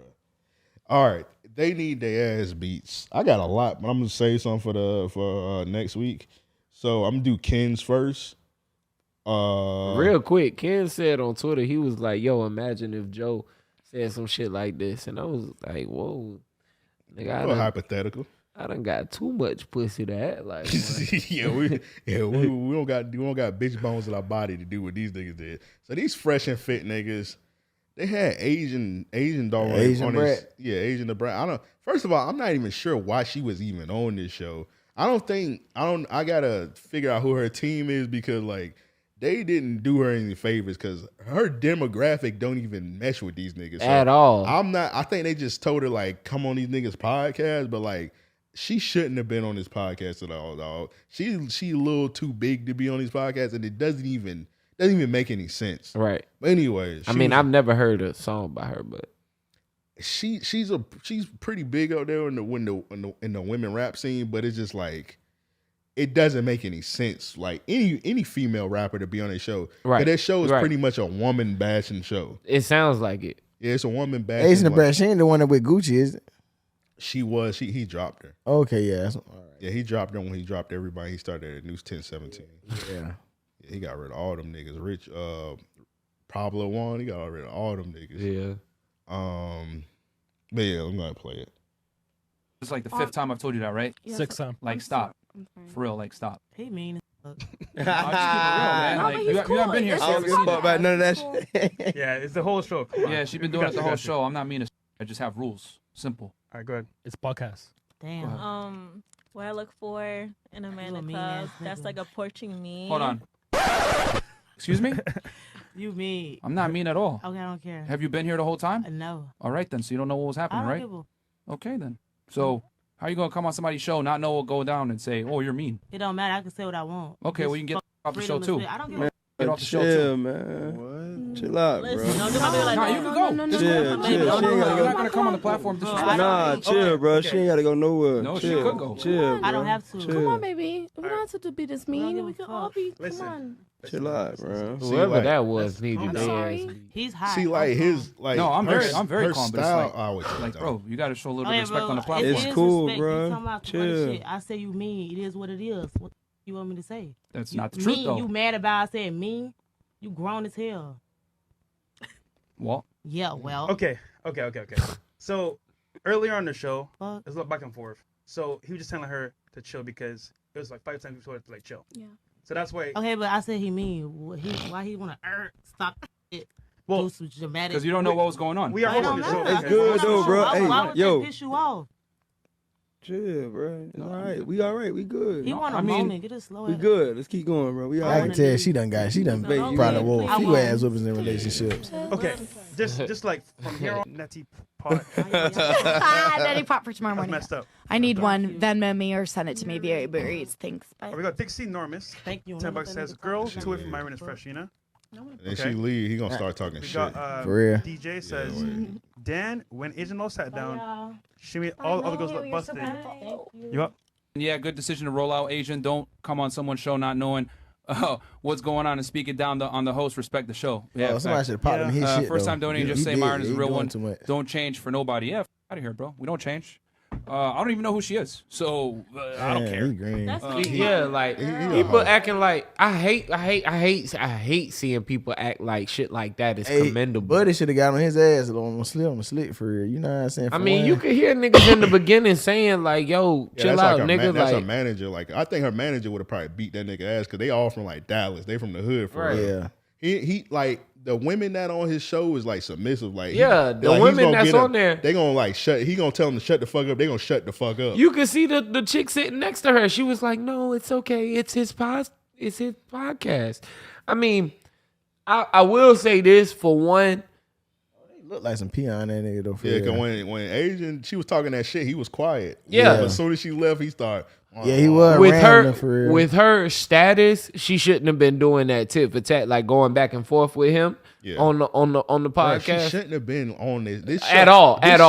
For her to be on the show makes no sense. Yeah, like here go another clip of these niggas, man, just being corny. Which are traits of feminine women? What's her gram? What's your Instagram? Dude, again? you the fuck you think he is, Kevin? Yeah, that's crazy. We think he Kevin Samuels? Just keeping it real. I don't really date black girls. What? It's not because like most black girls are like annoying. How to put this ratchet, and they don't know how to like. You can cut this off. You're like the complete opposite. You are not the stereotype. You are not the stereotype. You are not the same. That's awesome. Yeah, so we'll give you that compliment. Ooh, I want to be a guest on this shit one day. It's Crystal Fake. We should be a guest and start swinging on these niggas. For real, just on behalf of black women. I ain't gonna lie, I love to be a guest on his shit, boy. Y'all see me go viral for the 4th time. Niggas corny, bro. What? Not 3rd time. Damn, nigga, I be telling you that been viral. Shit, too. Salute to going viral, man. Do I got something? They need to. I don't like no shit like that for real. That shit just that shit just get off on like going. Yeah, I don't be liking seeing. I definitely don't like seeing other races. You know what I'm saying? Degrade. You know what I'm saying? Right. And our women for real, bro. Like, fuck, man. I want him more. I want Jake Paul now. Shit. And it was like no laugh out loud. Yeah, like, I don't like black women. Yeah, beat the goof out his ugly ass. Nigga was like, hold on, let me explain. Like, nah, nigga, what the fuck are you saying? And they just sitting there. I said myself, but nobody like your ugly black ass in the goddamn way. I sound just worse than him when I said that shit just now. Hey, he deserved that shit, to be honest, bro. Yeah, bro. That nigga corny, man. I got this old nigga as my they need they ass beat, so I just played a video. My dad sends me these videos every month instead of child support.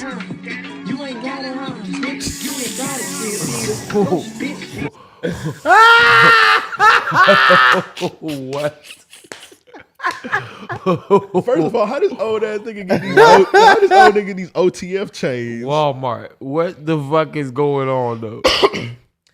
I guess the dude, he don't pay child support, so he just send That shit is he send videos to his son a hilarious, block bro. of money. Like, nigga, you ain't get none of this. Nigga. That's funny That's as crazy. fuck, Bro, the nigga had the diamond test on the chains, just putting them on the chains while he got the money, though. That's funny. I don't know, as bro. The fuck. diamond testers say they real. Bro, why this ain't your real nigga? It's a lot of He don't pay his check. It's funny. He's a funny It's nigga. a lot but of he don't pay lab diamonds that check out real on the diamond tester. Bro, his son don't look like he doing too bad. It's a lot of people in the city with diamond with lab diamonds for real.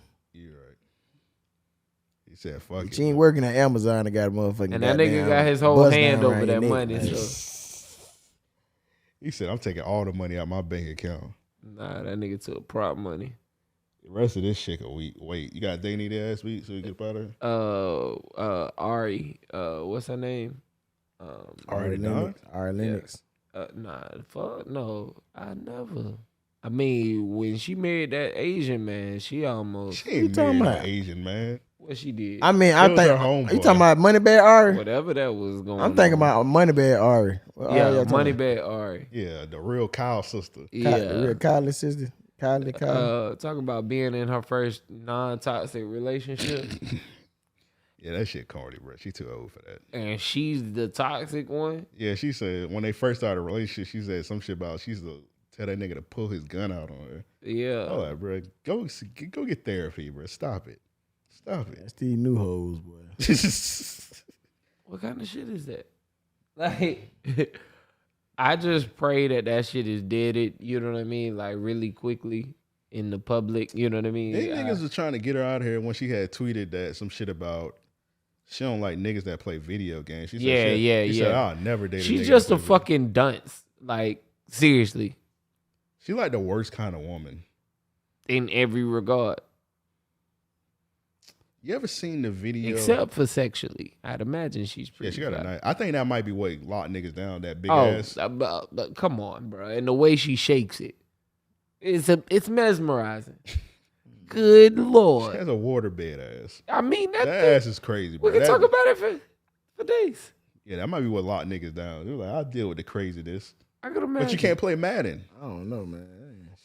That ain't enough for me. Boy, I done Oh, yeah, nah. It ain't enough, I done but... tamed some of the juiciest ass around this bitch. Exactly. You know what I'm saying? So, I mean, already got a nice ass. yeah, though. that's true. But I mean, if you got a fucked up personality, bro, Yeah, that shit you know what I'm dead, saying? yeah. But you never know though. Like she probably just be putting on for social media for real. She probably is sweet in the motherfucking real. Yeah, because you gotta think about it like this may sound fucked up, but I like don't believe it. The bird women is her demographic, so she probably True know indeed, exactly true what to say. indeed, true indeed. But I don't believe that Like only she, because she hop on the timeline and be like, if your man sleep right now, throw a bucket of water on his head and ruin his morning. Shit Nah, like that. That's her I don't believe that demographic. only because she immediately came in defense of this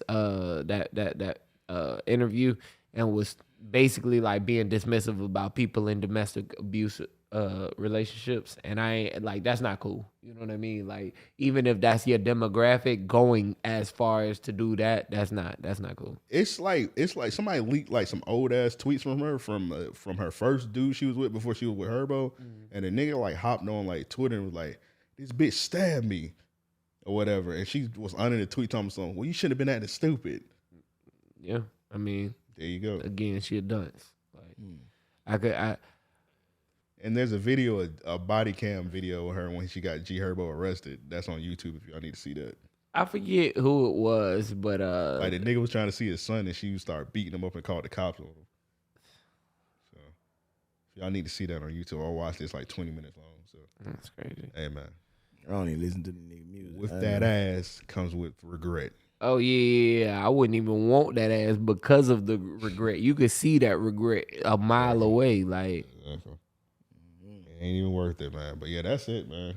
That is it. First episode of the year, damn near 3 hours. Yeah, I feel like the first episode is always the longest at the beginning of the year because we always go like a week off, and then we just have a shitload to talk about. Oh, this shit mean we kicked 22 in the ad, kicked 2022 off in the ass for the kickoff and the tip-off. Yeah. Nah, I don't know what the freestyle is now. I had to catch myself. Oh yeah, I forgot DJ be rapping. Yeah, he got to rap next time. We ain't really got that time. Maybe next time we kick it off with a couple of freestyles next time you come in here. But I stay ready. I stay ready now. I'll let you plug all your shit, man. You know what I'm saying? DJ Malone, you can follow me on Instagram, DJ Malone 2010. That's DJ MALONE 2010. Also, you can follow my podcast on Instagram, live from the 904, duh with a D, DA, LIVEFROMDA 904. Also, same thing on Facebook, same thing on Twitter. You know what I'm saying? You want to follow me on Facebook, you can. I'm almost at capacity again, but I'm finna do a detox in a minute to get some bitches the fuck up out of there. You know what I'm saying? Some, ADONIJAHMALONE. That's Adonijah Malone. And you know what I'm saying? You can find me on Random Acts of Podcast again, coming soon. Nah, so make sure y'all be on the lookout for that OnlyFans episode coming up soon. Yeah. We're gonna work some shit out for real. Yeah. But so we here. Make sure y'all like and follow. Shout out to everybody that been tuned in tonight. Y'all the real MVPs, you know what I'm saying? And what tomorrow? Wednesday? Shit, it's hump day. Get ready to hump some. That's some real shit, man. Shout out all our supporters, everybody on the Patreon, all our regular supporters, man. Tap in. Like I said, man, 2022 is gonna be a good year for us. Joe, plug with the rug, man. Go and copy y'all a rug. You know what I'm saying? Get y'all custom orders in. Yeah, definitely. Get it while it's hot. Yes, exactly. Sir. Better get it while the getting is good. That's it. That is it. And with all of that said, man,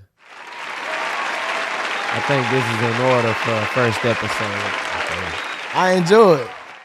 Nah, we appreciate you coming through for sure. Appreciate the invite. Yes, indeed. And like that. Yeah. With all that said, we out.